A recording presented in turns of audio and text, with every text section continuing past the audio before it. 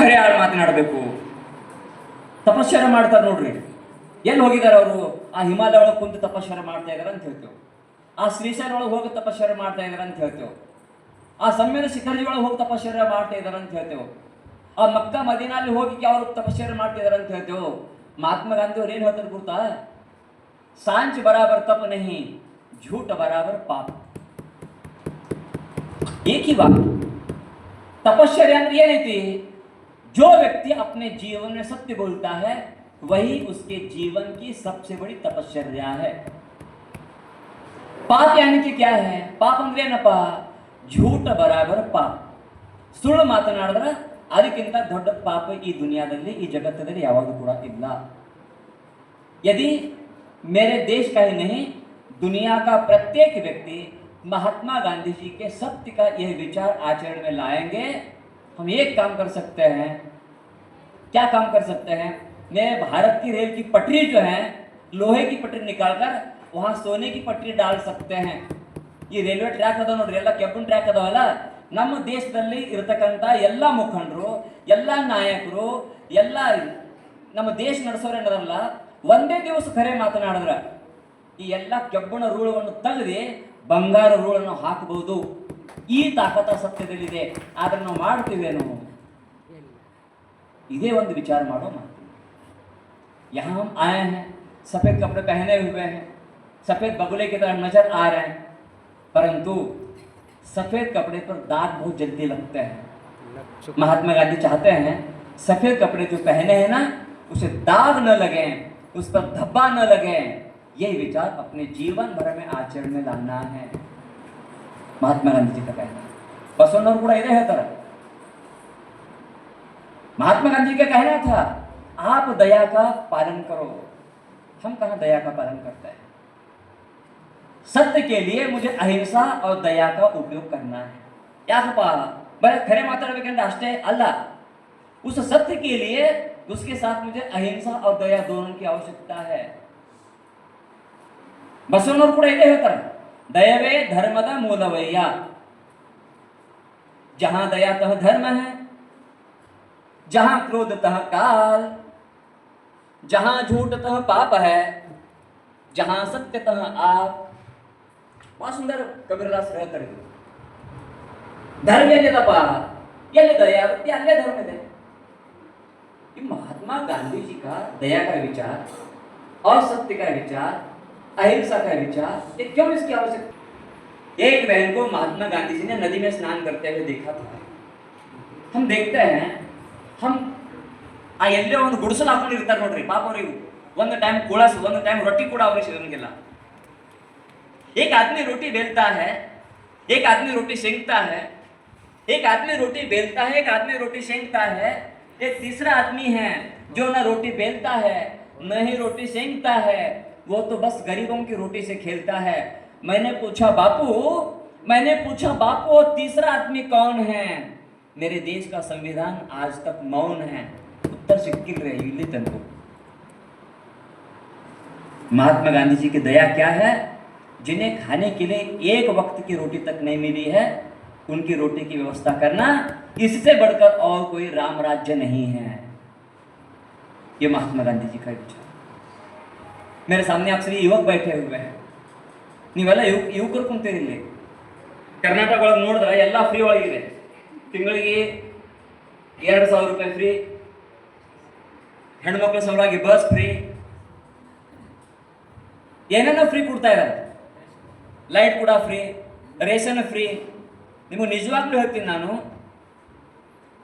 ಈಗ ಅಡವಿ ಒಳಗ ಕೂಲಿ ಮಾಡಬೇಕಾದ್ರೆ ಮನುಷ್ಯರೇ ಸಿಗಂಗಿಲ್ಲ. ಯಾಕೆ ಸಿಗಂಗಿಲ್ಲ ಮನುಷ್ಯರು? ಎಲ್ಲ ಫ್ರೀ ಸಿಗ್ತಾ ಇದೆ ನಮಗೆ. हमें सब कुछ फ्री में मिल रहा है. लाइट फ्री में है, राशन फ्री में है, बस फ्री में है, सब फ्री में है, शिक्षण फ्री में मिल रहा है. हम काम क्यों करें? ನಾವು ಏನೋ ಕೆಲಸನೇ ಮಾಡಂಗಿಲ್ಲ. ಅವಶ್ಯಕತೆನೇ ಇಲ್ಲ ನಮಗೆ ಕೆಲಸ ಮಾಡಬೇಕಾದ್ರೆ. ಯಾಕಪ್ಪ ಅಂದ್ರೆ ನಮ್ಮ ಕೈಯಲ್ಲಿ ಒಂದು ಮೊಬೈಲ್ ಸಿಕ್ಕಿದೆ ಸಾಕು ಅಷ್ಟೇ. आप जैसे लोग हमें खास लगते हैं, आप जैसे लोग हमें खास लगते हैं कि माना कि दिल की आस लगते हैं. आप जैसे लोग हमें खास लगते हैं, माना कि दिल की आस लगते हैं. पता नहीं कब आएगा फोन आपका. इसलिए मोबाइल को दिल के पास रखते हैं. ಇಲ್ಲಿ ಮ್ಯಾಲೆ ಹಿಡಿತ ನೋಡ್ರಿ ಮೊಬೈಲ್. ಆ ಒಂದು ಮೊಬೈಲ, ಆ ಒಂದು ಸೋಷಿಯಲ್ ಮೀಡಿಯಾ, ಒಂದು ಇನ್ಸ್ಟಾಗ್ರಾಮ್, ಒಂದು ವಾಟ್ಸಪ್, ಟ್ವಿಟರ್ ಸಾಕು ನಮ್ಮ ದಿವಸ ಇದ್ರಾಗ ಹೋಗಿ. ಆ ಮನೆಯಲ್ಲಿ ತಾಯಿ ಏನು ಮಾಡ್ತಾಳೆ, ಅಕ್ಕಿ ಹಸನ್ ಮಾಡ್ಕೊ ಹೋಗಿ ಹಿಂಗೆ ಕೊಡ್ತಾಳೆ, ನಾವು ಮೊಬೈಲ್ ಹಸನ್ ಮಾಡ್ಕೊಂತ ಕೊಡ್ತೀವಿ. ಮಂದಿ ನಮಗೆ ನೋಡಿ ಏನಂತಾರೆ ಕೊಡ್ತೀನಿ ನಿಮಗೆ, ದೀಸ್ ಪೀಪಲ್ ಆರ್ ಯೂಸ್ಲೆಸ್. ಯಾವ ಕೆಲಸ ಕೂಡ ಬರಂಗಿಲ್ರಿ, ಇವನು ಹೆಣ ಎತ್ತಿರಿ ಎದಕ್ಕೆ ಕೆಲಸಕ್ಕೆ ಬರಂಗಿಲ್ಲ ಅಂತ ಹೇಳ್ತಾರೆ. ಯಾಕಪ್ಪ ಈ ಯುವಕರನ್ನು ಈ ತರ ಯಾಕೆ ಅನ್ಬೇಕು? लोग क्यों कहते हैं ये यूजलेस है, ये केयरलेस है, ऐसा क्यों कहा जाता है? और इस परिप्रेक्ष्य में महात्मा गांधी जी के विचार क्या है? महात्मा गांधी जी ಅವರು ತಮ್ಮ ಶಿಕ್ಷಣವನ್ನು ಪೂರ್ಣ ಮಾಡಿ ಆ ದಕ್ಷಿಣ ಆಫ್ರಿಕಾದಲ್ಲಿ ಇರತಕ್ಕಂಥ ಭಾರತೀಯ ನಮ್ಮ ನಾಗರಿಕರ ಮೇಲೆ ಅನ್ಯಾಯ ಆಗ್ತಿತ್ತಲ್ಲ, ಅಲ್ಲಿ ಹೋಗಿದ್ರು ಅವರು. ಅಲ್ಲಿ ಹೋದ್ಮೇಲೆ ಒಂದು ಟೆಂಟ್ ನಿರ್ಮಾಣ ಮಾಡಬೇಕಾಗಿತ್ತು. ಅಲ್ಲಿ एक लोहे का एक छोटा सा मकान तैयार करना था. ಎಲ್ಲರೂ ಬಂದಿದ್ರು. ಅಲ್ಲಿ ಬಡಿಗೆ ಬಂದಿತ್ತಿಲ್ಲ, ಅಲ್ಲಿ ಬಡಿಗೆನೇ ಬಂದಿತ್ತಿಲ್ಲ ಬಡತನ ಮಾಡ್ಬೇಕಾದ್ರೆ. ಮಹಾತ್ಮ ಗಾಂಧಿಯವರು ಕೇಳಿದ್ರು, ಏನಾಯ್ತು, ಯಾಕೆ ಮಾಡ್ತಾ ಇಲ್ಲ ನೀವು? ಪತ್ರ ಅದಾವ, ಎಲ್ಲ ಅದಾವ, ಯಾಕೆ ಮಾಡ್ತಾ ಇಲ್ಲ? ಇಲ್ರಿ ಬಡಿಗೆನೇ ಬರ್ಬೇಕಾಗಿತ್ತು, ಬಡಿಗೆನೇ ಬಂದಿಲ್ಲ ಅಂತ ಹೇಳಿದ್ರು. महात्मा गांधी ಅವರು ತಮ್ಮ सूट बूट कोट हाಕೊಂಡಿದ್ರು. 2 मिनट में चले गए और महात्मा गांधी जी पैंट पहनकर आ गए. नीले रंग का पैंट जिसमें एक नहीं दो नहीं 16 जेबों जिस पैंट में थे वो पैंट पहनकर आ गए. स्क्रू ड्राइवर स्पैनर पक्कड़ ಎಲ್ಲ ತಗೊಂಡು ಬಂದರು. ಅಲ್ಲಿ ಇರ್ತಾ ವ್ಯಕ್ತಿ ಕೇಳ್ತಾನೆ, ನೀವು ಮಹಾತ್ಮ ಗಾಂಧಿ ಅವ್ರು ಏನು ಮಾಡ್ತಾ ಇದ್ದೀರಿ? ನನಗೆ ಬಡತನ ಬರ್ತದೆ, ನಾನು ಮಾಡ್ತೀನಿ ಅಂತ ಹೇಳಿದ್ರು. महात्मा गांधी जी का कर्म करने का जो संदेश है ना, ನಾವು कर्म ಯಾಕೆ ಮಾಡಬೇಕಪ್ಪ, ಕಷ್ಟ ಯಾಕೆ ಪಡೆಯಬೇಕಪ್ಪ? ಯಾವುದು ಕೆಲಸ कोई भी काम छोटा नहीं है और छोटा काम बड़ा तब होता है जब हम उसे सम्मान देते हैं. ನೀವು ನೋಡ್ರಿ ಬಸವಣ್ಣವ್ರು ಏನು ಮಾಡಿದ್ರಪ್ಪ ಅಂತಂದ್ರೆ, ತಮ್ಮ ಆ ಅನುಭವ ಮಂಟಪದಲ್ಲಿ ಯಾರ್ಯಾರು ಇದ್ದುರ್ರಿ? महात्मा गांधी का भी ऐसा ही एक समोशरण था. महात्मा गांधी जी का ऐसा ही एक अनुभव मंडप था, जिस अनुभव मंडप में हर प्रकार के लोग थे. ಅದರಲ್ಲಿ ಬಡಿಗೆ ಆಯ್ತ, ಬಳಗಾರವರಿದ್ರು, ಚರ್ಮಕಾರರಿದ್ರು, ಎಲ್ಲ ತರ ಜನ ಆ ವರ್ಧಾ ಆ ಸೇವಾಗ್ರಾಮದಲ್ಲಿ ಹೋದ್ರೆ ನಮ್ಗೆ ಕಾಣಬಹುದಿಲ್ಲ. कोई भी काम महात्मा गांधी जी ने छोटा नहीं माना. वे स्वयं अपना पाखाना तक उठाते थे. स्वयं वे अपना चरखा चलाते थे, स्वयं अपने कपड़े में बुनते थे. आज हम करते हैं क्या? ನಮ್ಮ ಶರ್ಟ್ ಬಟನ್ ಕಡ್ದಾನ ನಮ್ಮ ತಾಯಿಗೆ ಹೇಳ್ತೇವೆ, ಅದಕ್ಕೆ ನೀವು ಬಟನ್ ಹಚ್ಚಿ ಕೊಡ್ತೇ, ಇಲ್ಲ ಇಲ್ಲ ನಾನು ಕಾಲೇಜ್ಗೆ ಹೋಗಂಗಿಲ್ಲ ಅಂತ ಹೇಳ್ತೇವೆ. इस परिप्रेक्ष्य में, इस संदर्भ में महात्मा गांधी जी का कर्मवाद का जो सिद्धांत है ना, वो कर्मवाद का सिद्धांत आज भी प्रासंगिक है. ಯಾರೋ ನಮ್ಮ ದೇಶ ಮುಖಂಡರು ಹೇಳ್ತಾರ, 2047 ನಮ್ಮ ದೇಶವನ್ನು ಏನಾಗಬೇಕು, ವಿಶ್ವಗುರು ಆಗಬೇಕು, ವಿಶ್ವಗುರು ಆಗಬೇಕು. ಹ್ಯಾಂಗಾಗ್ಬೋದ್ರಿ? भारत आत्मनिर्भर बन सकता है. कैसे आत्मनिर्भर बनेगा? मेरे देश में रहने वाला युवक, मेरे देश में रहने वाली मेरी युवती बहन यदि हाथ में मोबाइल लेकर बैठेगी, वो काम ही नहीं करेगी, वो कभी अपने हाथ में कोई वस्तु पकड़कर काम ही नहीं करती है, हम खेत में काम करने के लिए तैयार ही नहीं है, मेरा देश आत्मनिर्भर कब बनेगा? सही में भारत को आत्मनिर्भर बनाना है, सही में भारत को उन्नत बनाना है, सही में भारत को विश्व गुरु बनाना है. हमें क्या करना है? हमें महात्मा गांधी जी के विचारों को पुस्तक में रखने के बदले आचरण में लाने की आवश्यकता है. अर्धा घंटा ಅಂತ ಹೇಳಿದ್ರು, 7 ನಿಮಿಷ ಹೆಚ್ಚಾಯ್ತು. 1 ನಿಮಿಷ ತೋರ್ತೀನಿ ನಾನು. ये विचार ಬೋಜಾ लगता है. ಯಾಕಂದ್ರೆ ಈ ವಿಚಾರ ಭಾಳ ಹೆವಿ ಅನಿಸ್ತಾ ನಮಗೆ. ತಾಯಿ ಏನು ಮಾಡ್ಯಾಳಪ್ಪ ಅಂದ್ರೆ, ಬುತ್ತಿಪಾಡೊಳಗೆ ಒಂದು 4 ರೊಟ್ಟಿ ಕಟ್ಕೊಟ್ಟೇಳಕ್ಕೆ, ತಗೊಂಡು ಹೋಗೋ ರೊಟ್ಟಿ ಹೋಗುವಾಗ ನೀ ಕ್ಲಾಸ್ಗೆ ನಾವೇನಂತೇವೆ, ಹೇ ಯಾವ ಎದು ಕೊಡ್ತೀವಿ ಬುತ್ತಿಪಾಡ ಬೇಡ, ಇದು ವಜ್ಜಿ ಯಾವ ಹೊತ್ಕೊಂಡು ಹೋಗಮ್ಮ, ಇಲ್ಲ ಕಂದ ಇರಲಿ ನೀ ಸೈಕಲ್ ಹೊತ್ಕೊಂಡು ಹೋಗ್ತಾ ಇದ್ದೀವಿ, ನಿನ್ನ ಬೆನ್ನ ಮೇಲೆ ಇಟ್ಕೊಂಡು ಹೋಗಂತ ಹೇಳ್ತಾಳೆ. वो हमें भार लगता है, हेवी लगता है. महात्मा गांधी जी के विचार ऐसे बोझा लगते हैं, हजम नहीं होता है. परंतु साइकिल चलाकर जब हम आते हैं ना, भूख लगती है, हसु ಆಗ್ತೈತೆ ನೋಡ್ರಿ. ಹಸು ಆದ್ಮೇಲೆ ನಾವು ಏನು ಮಾಡ್ತೀವಪ್ಪ ಅಂದ್ರೆ, ಆ ಬೆನ್ನ ಮೇಲೆ ಬುತ್ತಿ ಪಡಿತಲ್ಲ, ಶಾಪ್ ತೆಗಿತೀವಿ, ಅದ್ರೊಳಗಿನ ಬುತ್ತಿ ಪಾಡು ಬಿಚ್ಚಿ ಏನು ಮಾಡ್ತೀವಿ, ಅದು ತಿಂತೀವಿ ನಾವು. ತಿಂದ ಮೇಲೆ ಹಿಂದಿನ ವಜ್ಜಿ ಇತ್ತು ನೋಡ್ರಿ, ವಜ್ಜಿ ಅನ್ಸಂಗಿಲ್ಲ ನಮ್ಗೆ, ಹೊಟ್ಟೆ ಹೋದ ಕೂಡಲೇ. महात्मा गांधी के विचार भी हमने पीठ पर रखा है. ಆ ಹಿಂದಿಟ್ಟಿವಿ ವಿಚಾರ ಅಂಥೇಳಿ ನಮ್ಗೆ ವಿಚಾರ ಅನಿಸ್ತೈತಿ, ಯೂಸ್ಲೆಸ್ ಅನಿಸ್ತಾವ ನಮಗೆ. वो विचार आचरण में लाएंगे, हजम हो जाएगा। महात्मा गांधी क्या है हम समझ सकते हैं, उनके अलग अलग आयामों को हम समझ सकते हैं। ऐसे अलग अलग आयामों के विचार हम अपने जीवन में आचरण में लाएंगे तो भारत पुनः एक बार इस विश्व को शांति का संदेश दे सकता है। ये कब होगा? ಇದು ಯಾವಾಗ ಆಗಬಹುದು? ಈ ಸೆಮಿನಾರ್ ಆದ ಕೂಡಲೇ ಎಲ್ಲ ವಿದ್ಯಾರ್ಥಿ ತಮ್ಮ ಮನೆ ಹೋಗಿ ತಮ್ಮ ತಾಯಿ ತಂದೆಗೆ ಹೇಳಬೇಕು, ನಾ ಇನ್ನು ಮುಂದೆ ನೀ ಹೇಳಿ ಕೆಲಸ ಮಾಡುತ್ತೇನೆ, ಪರಿಶ್ರಮ, ನನ್ನ ಮನೆ ಬಾಜು ಇರ್ತಕ್ಕಂಥ ಗರೀಬವನ್ನು ನಾನು ಸಹಾಯ ಮಾಡುತ್ತೇನೆ, ದಯಾ, मैं युद्ध नहीं करूंगा, मैं ಸಂಯಮ ಕೂಡ ನಾವು ಮರೆತು ಬಿಟ್ಟಿವ್ರಿ। ಬರುವಾಗ ನಾವು ಕಾರಲ್ಲಿ ಬರುವಾಗ ಒಬ್ಬ ಗಾಡಿ ತಂದು ನಿಂದ್ರಸ ಹಿಂದೆ ಮುಂದೆ ಹೋಗಕ್ಕೆ ತಯಾರಿಲ್ಲ। इतना भी हम संयम का स्वीकार करने तैयार नहीं है जो महात्मा गांधी जी करते थे। ये इनके विचार हम आचरण में लाएंगे तो दुनिया में शांति बनकर रह सकती है और वो शांति निर्माण करने में आप सभी का योगदान रहेगा। और ये विचार करते हुए बहन आशा जी ने एक अच्छा सेमिनार का आयोजन किया। इसके पहले मैंने कुर्ची में देखा, हुक्केरे में देखा, और इस 2 साल पहले मैंने गुलबर्गा में देखा, बीजापुर में देखा। सबसे सुंदर ये मंच जो है ना सफ़ेद, शांति का संदेश दुनिया को दे रहा है। ये शांति का संदेश आज ईरान तक, इजराइल तक, अमेरिका, रूस और यूक्रेन तक जाए, विश्व में शांति निर्माण हो जाए, उसमें आशावादी विचार आशा बहन दे रही है। और बहन अभिदा जी हमारी दीदी, जिन्हें परसों हमने कहा आधुनिक युगದ हक महादेव ಯಾರಿದ್ರಪ್ಪ ಅಂದ್ರೆ ಇವರಲ್ಲ। उन्होंने धर्म देखना, नहीं जाति देखी, ना हिंदू अಲ್ಲ, ना मुस्लिम अಲ್ಲ, ना ಯಾರು ಅಲ್ಲ, ನಾನು महात्मा गांधी और विचार ಬೇಕು ಇವಾಗ। अभिदा जी हमारी दीदी ये विचार लेते हुए हर गांव में ये विचार पहुंचाने का काम कर रही है। मैं आप दोनों को, इन सभी सुनने वालों की ओर से हार्दिक साधुवाद देता हूं और मेरी वाणी को विराम देता हूं।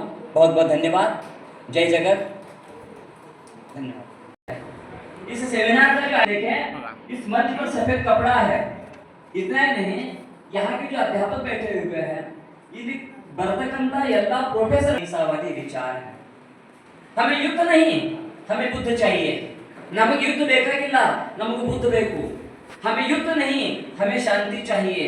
हमें हिंसा नहीं, हमें अहिंसा चाहिए।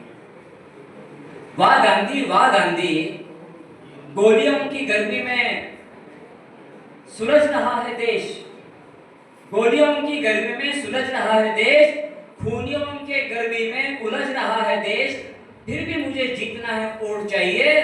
मुझको तेरा देश नहीं, मुझे कोई बड़ी सीट चाहिए। ऐसी परिस्थिति में आज महात्मा गांधी के विचारों की आवश्यकता क्यों पड़ती है? क्यों आज हमें सत्य की पूजा करनी पड़ती है? क्यों अहिंसा का विचार हमें अपने जीवन में आचरण में लाना पड़ता है? ಯಾಕಪ್ಪ ನಾವು ಸತ್ಯವನ್ನು ಮಾತನಾಡಬೇಕು? ಈ ಅಹಿಂಸಾ ವಿಚಾರ ನಾವು ಯಾಕೆ ನಮ್ಮ ಭಾರತದಲ್ಲಿ ಗುಜರಾತದಲ್ಲಿ ಹುಟ್ಟಿದವರು ಒಬ್ಬ ವ್ಯಕ್ತಿ, ಏನು ಕಡಿಮೆ ಇದ್ದಿದ್ದಿಲ್ಲ ಅವರಿಗೆ, ಮನೆಯಲ್ಲಿ ಎಲ್ಲ ತರ ಸಿರಿ ಸಂಪತ್ತಿವನ್ನ ಇತ್ತು, ಇದ್ದರೂ ಕೂಡ ಮಹಾತ್ಮ ಗಾಂಧಿ ಅವರ ವಿಚಾರ ಯಾವ ತರ ಇದೆಯಪ್ಪ? ನಮ್ಮ ದೇಶದಲ್ಲಿ ಯಾವ ವ್ಯಕ್ತಿ ಕೂಡ राष्ट्रपति ಆಗಬಹುದು। मेरे देश का कोई भी व्यक्ति राष्ट्रपति बन सकता है, परंतु मेरे देश का कोई व्यक्ति राष्ट्रपिता नहीं बन सकता है। राष्ट्रपिता सिर्फ मोहनदास करमचंद गांधी हो गए। क्यों ऐसा होता है? ಆ ಒಂದು ದಾರಿಯಲ್ಲಿ ಹೋಗುವಾಗ ನಮ್ಮದೇ ದೇಶ, मेरे ही देश की कोई महिला नदी में स्नान कर रही है, उसके तन पर मात्र एक साड़ी है, वही साड़ी धोकर वो डाल रही है, दूसरा कोई कपड़ा उसके तन पर नहीं है। ये देखने वाला एक व्यक्ति जो सूट में है, कोट में है, बूट में है, हैट में है, जैकेट में है, पॉकेट में है, लॉकेट में है, इतना सब कुछ भी अपने पास होने वाला एक व्यक्ति उस बहन को जब अपनी एकमात्र साड़ी धुलते हुए देखता है, तभी उनके मन में विचार आता है, ऐसी कितनी बहनें मेरे देश में रहती होंगी जिनके तन पर साड़ी का टुकड़ा भी नहीं है। तभी उन्होंने अपने शरीर से कोट उतार दिया, एक धोती पहनी। ये महात्मा गांधी जी का विचार आज प्रासंगिक।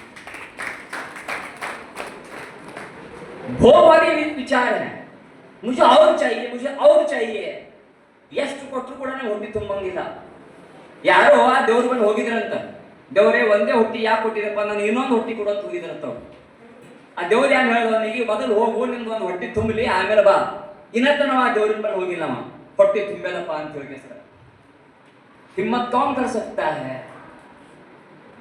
परिग्रह रूपी विचार अपने पास है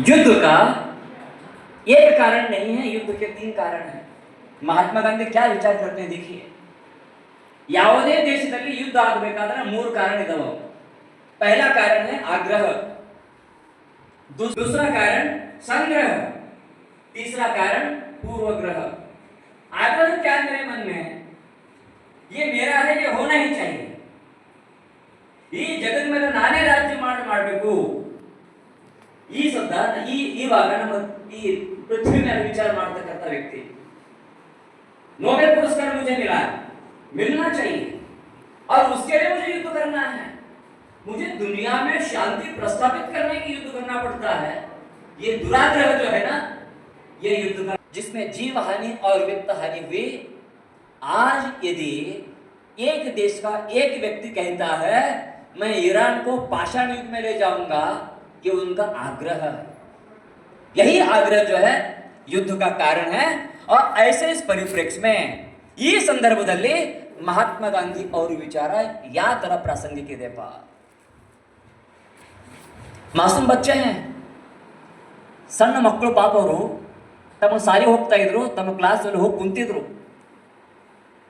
किसी ने वहां बम फेंक दिया और ईरान के आग्रह क्या है मुझे पृथ्वी का सम्राट बनना है देखिए मुझे क्या बनना है पृथ्वी का सम्राट बनना है इतना सब कुछ मेरे पास है मुझे और भी चाहिए यह आग्रह और दूसरी ओर मेरे तन पर सूट है कोट है पॉकेट है जॉकेट है लॉकेट है इतना सब कुछ होकर भी मैं सब त्याग लेता हूं ये त्याग का भाव जो है सबसे बड़ा है सब कुछ त्याग करके अपरिग्रह का विचार करने वाले महात्मा गांधी के विचार आज प्रासंगिक है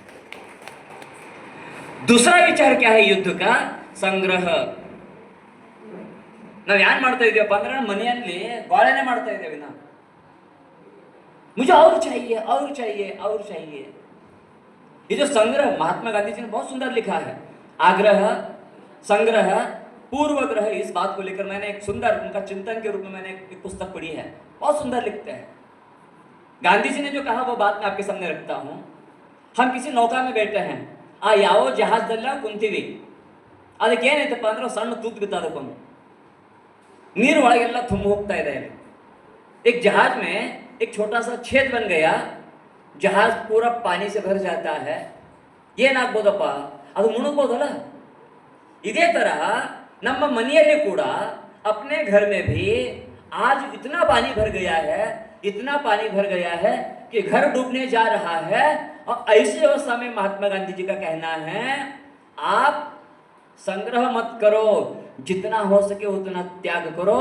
ये त्याग का संदेश आज भारत इस दुनिया को दे रहा है ये महात्मा गांधी जी के विचारों की प्रासंगिकता है 2020 कोरोना ಬಂತು ಯಾರು ಮಾಡ್ಬೇಕಪ್ಪ ನಮ್ಮ ದೇಶದಲ್ಲಿ ನಾವು जब कोरोना आया हमारे पास मास्क नहीं था जब कोरोना आया अपने पास सैनिटाइजर नहीं था देखिए महात्मा गांधी जी के विचार कैसे प्रासंगिक हैं हमने पहले दूसरे देश की ओर देखा कि हमें कोई मास्क देंगे ಯಾರು ಹೊರಗಿನವರು ನಮಗೆ ಮಾಸ್ಕ್ ಕೊಡ್ಬೇಕಂತ ನಾವು ನೋಡಿದೀವಿ ಯಾರು ಕೊಡ್ಲಿಲ್ಲ ನಮಗೆ ಕೊಟ್ಟರು ಆ ಖರಾಬ್ ಇರ್ತಕ್ಕಂಥ ಬಟ್ಟೆ ಕೊಟ್ಟರು ನಮಗೆ ಅವರು ಸ್ಯಾನಿಟೈಸರ್ ಯಾರು ಕೊಡ್ಲಿಲ್ಲ ನಮಗೆ ಆದ್ರೆ ನಮ್ಮ ದೇಶದಲ್ಲೇ ಇರತಕ್ಕಂಥ ನಮ್ಮ ಸೈಂಟಿಸ್ಟ್ ಏನು ಮಾಡಿದ್ರಪ್ಪ ಅಂತಂದ್ರೆ सैनिटाइजर तैयार ಮಾಡಿದ್ರು महात्मा गांधी जी का त्याग रूपी विचार क्या है देखिए ऐसे महान व्यक्ति हो गए उनके विचार आज भी हमारे मन में हैं उनके संस्कार आज भी अपने मन में हैं इसलिए इस भारत के नागरिकों ने दुनिया के 110 देशों को निःशुल्क में फ्री ऑफ चार्ज हमने मास्क भी दिया हमने सैनिटाइजर भी दिया ये महात्मा गांधी जी का त्याग है मेरा मुझ में कुछ नहीं जो कुछ है सो तेरा तुझको सौंपने ಕ್ಯಾ ಲಾಗೆ ಹೇ ಮೇರಾ, ಇದು ನನ್ನಲ್ಲ, ಇದು ನಿಮ್ದೇ ಅಲ್ಲ, ನಿಮ್ದೇ ಇರತಕ್ಕಂಥ ವಸ್ತುವನ್ನು ನಾನು ನಿಮ್ಮನ್ನು ಕೊಡ್ತಾ ಇದ್ದೇನೆ. ಈ ಮಹಾತ್ಮ ಗಾಂಧಿಯವರು ವಿಚಾರ. ये विचार आज भी आवश्यकता है. ये विचार कौन देते हैं? महात्मा गांधी जी दे रहे हैं. इतनी धूप है, बरुವಾಗ ನಾವು ಮಾತಾಡ್ತಿದ್ವಿ, ಎಷ್ಟು ಬಿಸಿಲೈತ್ರಿ, ಎಷ್ಟು ಬಿಸಿಲೈತ್ರಿ, इतनी धूप है. और कहीं एक पेड़ मिला, ಆ ಒಂದು ಗಿಡ ಹತ್ತಲ್ಲಿ, ಆ ಗಿಡದ ತಳಗೆ ಬಂದು ನಾವು ನಿಂದಿರ್ತೇವೆ, ಅಲ್ಲಿ ಎಷ್ಟು ತಂಪೈತ್ರಿ ಅಂತ ಹೇಳ್ತೀವಿ ನಾವು. ಇಲ್ಲಿ ಹೌದಲ್ಲ, ಹೊರಗೆ ಎಷ್ಟು ಬಿಸಿಲೈತ್ರಿ, ಇಲ್ಲಿ ಎಷ್ಟು ತಂಪದ ನೋಡ್ರಿ ಅಂತ ಹೇಳ್ತೀವಿ. जब धूप बाहर है, गर्मी बाहर है, बढ़ता हुआ टेम्परेचर बाहर है, तब एक पेड़ का जो महत्व है ना, वही महत्व दुनिया में युद्ध चल रहा है. और महात्मा गांधी जी ने दुनिया को संदेश दिया है, हमें युद्ध नहीं, अहिंसा चाहिए. ಯಾವ ತರ ಅಹಿಂಸಾವನ್ನು ಅವರು ಹೇಳ್ತಾ ಇದ್ರು? किस अहिंसा की बात महात्मा गांधी जी कहते थे? सोचेंगे. अहिंसा, इसका अर्थ क्या होता है? अहिंसा ಅಂದ್ರೆ ಏನಪ್ಪ? ಏನ್ರಿ ಸರ್ ನೀವು ಅಹಿಂಸಾ ಅಹಿಂಸಾ ಎಷ್ಟು ಹೇಳ್ತಾ ಇದ್ದೀರಿ, ನಾವು ಹೋಗಿ ಅವ್ರಿಗೆ ಶರಣಾಗ್ಬೇಕೇನು, ನಾವು ಹೋಗಿ ಅವ್ರ ಕಾಲು ಬೀಳ್ಬೇಕೇನು, ಜಂಬೆ ಕೊಡ್ಲಿ ಎಲ್ಲ ತಗೊಂಡು ಬಂದಿದ್ದಾನ, ನಾವು ಹೋಗಿ ಅವ್ರಿಗೆ ಶರಣಾಗ್ಬೇಕೇನ್ರಿ, ನೀವು ಯಾರು ಹೇಳ್ತಾ ಇದ್ದೀರಿ? आपका कहना सही है, पर महात्मा गांधी जी की अहिंसा कुछ अलग थी. महात्मा गांधी जी की अहिंसा दैट इज अ प्रैक्टिकल, वो एक प्रयोग था. कैसा प्रयोग था? महात्मा गांधी जी कहते हैं उनके विचार प्रासंगिक कैसे, देखिए. अमेरिका क्या कर रहा है? ईरान पर बम फेंक रहा है. इजराइल क्या कर रहा है? ईरान पर बम फेंक रहा है. अमेरिका क्या कह रहा है? मैं ईरान को पाषाण युग में ले जाऊंगा. ಎಲ್ಲಿ ತಗೊಂಡು ಹೋಗ್ತೀನಪ್ಪ ಅಂದ್ರೆ, ಹಿಂದಕ್ಕೆ ಅದು ಪಾಷಾಣ ಯುಗ ಇತ್ತಲ್ಲ, ಅಲ್ಲಿ ಆ ದೇಶ ನಾನು ತಗೊಂಡು ಹೋಗುತ್ತೇನೆ. देखिए अमेरिका का विचार. अमेरिका ईरान पर बम फेंकता है. कब तक बम फेंकता है? जब तक उनकी फैक्ट्री में बम है तब तक. इजराइल क्या कर रहा है? ईरान पर बम फेंक रहा है. कब तक फेंक रहा है? जब तक उनकी फैक्ट्री में बम है तब तक. बम खत्म हो गए, न ईरान पर अमेरिका बम फेंक सकता है, न इजराइल बम फेंक सकता है. और ईरान भी अमेरिका पर बम फेंक रहा है. कब तक फेंक रहा है? जब तक उनकी फैक्ट्री में बम है तब तक. जब बम खत्म हो गए, कोई भी किसी पर बम नहीं फेंक सकता. ಅಂದ್ರೆ ಯುದ್ಧ ನಾವು ಯಾವ ತರ ಮಾಡಬಹುದು? ನಮ್ಮ ಕೈಯಲ್ಲಿ ಶಸ್ತ್ರ ಅಸ್ತ್ರ ತಗೊಂಡು ಯುದ್ಧ ಮಾಡಬಹುದು. ಆದ್ರ ನನ್ನ ಹತ್ರ ಒಂದು ಅದು ಶಸ್ತ್ರ ಇದೆ. एक ऐसा शस्त्र मेरे पास है जो कभी खत्म नहीं होता, जो कभी मिटता नहीं है. ಅದಕ್ಕೆ ಯಾವಾಗಲೂ ಜಂಗ್ ಹತ್ತಂಗಿಲ್ಲ. ಆ ಕೆಪ್ಪನು ಖರಾಬ್ ಆಕೈತೆ ನೋಡ್ರಿ, ಜಂಗ್ ಹತ್ತಕ್ಕೆ ಸರ್ ನೀರಲ್ಲಿ ಇಟ್ಟ ಮೇಲೆ उससे जंग लग जाती है.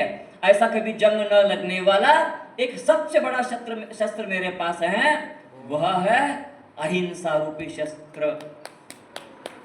ये महात्मा गांधी जी ने दुनिया को दिया. और उनका कहना है इसका प्रयोग कब होता है? हिंसा की परिस्थिति में अहिंसा की परीक्षा होती है. ಯಾವಾಗ ಈ ಜಗತ್ತಿನಲ್ಲಿ ಎಲ್ಲರೂ ಯುದ್ಧ ಮಾಡ್ತಾರಲ್ಲ, ಆವಾಗ ಅಹಿಂಸಾ ಪರೀಕ್ಷೆಯನ್ನು ಆಗುತ್ತೆ.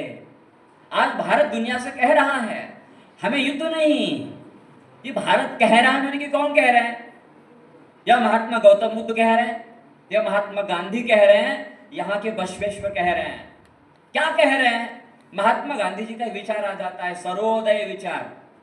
सर्वे भवन्तु सुखिनः, सर्वे सन्तु निरामयः, सर्वे भद्राणि पश्यन्तु, मा कश्चित् दुःख भाग् भवेत्. ಈ ಜಗದಲ್ಲಿ ಯಾರಿಗೆ ಯಾವುದು ಕೂಡ ತೊಂದರೆ ಆಗಬಾರ್ದು, ಎಲ್ಲರೂ ಸುಖಿ ಇರಬೇಕು. महात्मा गांधी जी ने यही बात कही थी. सर्व उदय, सर्व माने के सभी ಅಂದ್ರೆ ಬರೀ ನಮ್ಮ ಮನೆಯವರು ಅಷ್ಟೇ ಏನ್ರಿ? ಅಲ್ಲ. ನಮ್ಮ ಓಣೆಗಿರೋರು ಅಷ್ಟೇ ಏನ್ರಿ? ಅಲ್ಲ. ನಮ್ಮ ಮಸ್ಕಿ ಊರಾಗ ಇರೋರು ಅಷ್ಟೇ ಏನ್ರಿ? ಅಲ್ಲ. ನಮ್ಮ ಕರ್ನಾಟಕದವ್ರು ಅಷ್ಟೇ ಏನ್ರಿ? ಅಲ್ಲ. ನಮ್ಮ ಭಾರತದವ್ರು ಅಷ್ಟೇ ಏನ್ರಿ? ಅಲ್ಲ. ನಮ್ಮ ಆಸಿಯಾ ಖಂಡ ಅಷ್ಟೇ ಏನ್ರಿ? ಅಲ್ಲ. ಇಡೀ ಜಗತ್ತಲ್ಲಿ ಇರತಕ್ಕಂಥ ಪ್ರತಿಯೊಬ್ಬ ವ್ಯಕ್ತಿಯನ್ನು ಸುಖ ಸಂಪನ್ನವಾಗಿ ಇರಬೇಕು, ಅವನಿಗೆ ಶಾಂತಿ ಸಿಗಬೇಕು. आ प्रत्येक हर व्यक्ति का विकास होना चाहिए, हर व्यक्ति का उदय होना चाहिए, हर व्यक्ति सुख और शांति के साथ रहें. यह सर्वोदय की कल्पना महात्मा गांधी जी की कल्पना है. यह आज दुनिया को आवश्यक है. इसलिए देखिए, ಈ ಜಗತ್ತದಲ್ಲಿ ಒಂದಲ್ಲ, ಎರಡಲ್ಲ, 5 ಅಲ್ಲ, 10 ಅಲ್ಲ, 20 ಅಲ್ಲ, 30 ಅಲ್ಲ, 50 ಅಲ್ಲ, 70 ದೇಶದಲ್ಲಿ ಮಹಾತ್ಮ ಗಾಂಧಿಯ ಪುತ್ಥಳಿಯನ್ನು ಇದಾವೆ। 70 देशों में महात्मा गांधी जी के पुतले हैं। कारण क्या है? ಯಾಕಪ್ಪ ಅವ್ರು ಬ್ಯಾರಿಸ್ಟರ್ ಇದ್ರು ಅಂತ ಹೇಳಿ, ಅವ್ರ ಹತ್ರ ದುಡ್ಡು ಭಾಳ ಇತ್ತು ಅಂತ ಹೇಳಿ ಅಲ್ಲ। ಏನಿತ್ತು ಮಹಾತ್ಮ ಗಾಂಧಿ ಹತ್ರ? ಒಂದು ಸಣ್ಣ घड़ी, ಆಮೇಲೆ ಒಂದು ಧೋತಿ, मत्तेनू ಇಲ್ಲ। लेकिन महात्मा गांधी जी आगे बढ़ते तो उनके पीछे पूरी भीड़ आती थी। आज हम देख रहे हैं प्रत्येक देश आर्थिक दृष्टि से कितना संपन्न है। जापान ಎನ್ನುವಂತ ಒಂದು ದೇಶ, जापान दुनिया में टॉप 4 में है। अर्थव्यवस्था में 4 नंबर पर जापान देश है। जापान देश के नागरिकों से यदि हम चर्चा करते हैं, यदि उनसे हम चर्चा करते हैं, प्रोफेसर शिनकानसेन नामक एक व्यक्ति, मैंने अहिंसा की शक्ति नामक एक पाठ मैंने पढ़ा था, उसमें लिखा है, उनका कहना है आज जापान विकास के मार्ग पर आगे बढ़ चुका है क्योंकि हम जापान में महात्मा गांधी जी के विचारों की पूजा करते हैं। आज जापान शांति का देश है, दुनिया में 4थे नंबर पर है। कारण क्या है? वह युद्ध नहीं चाहता है, वह शांति है। इतना ही नहीं, हम यदि विचार करते हैं आज संयुक्त राष्ट्र, ये लेते पे संयुक्त राष्ट्र, हम मानवाधिकार की चर्चा करते हैं, ह्यूमन राइट्स की चर्चा करते हैं। कहां है संयुक्त राष्ट्र? संयुक्त राष्ट्र अमेरिका में है, अमेरिका में ही संयुक्त राष्ट्र है। संयुक्त राष्ट्र दुनिया से कहता है कि आप युद्ध न करें, कह सकता है, परंतु आज संयुक्त राष्ट्र भी घुटने टेक चुका है। आ संयुक्त राष्ट्रವನ್ನು ಕೂಡ ಏನೋ ಹೇಳೋಕೆ शक्य ಇಲ್ಲ। क्यों? उसी देश में है और उसी देश के राष्ट्रपति जो है आज दुनिया में तहस नहस करने का विचार कर रहे हैं।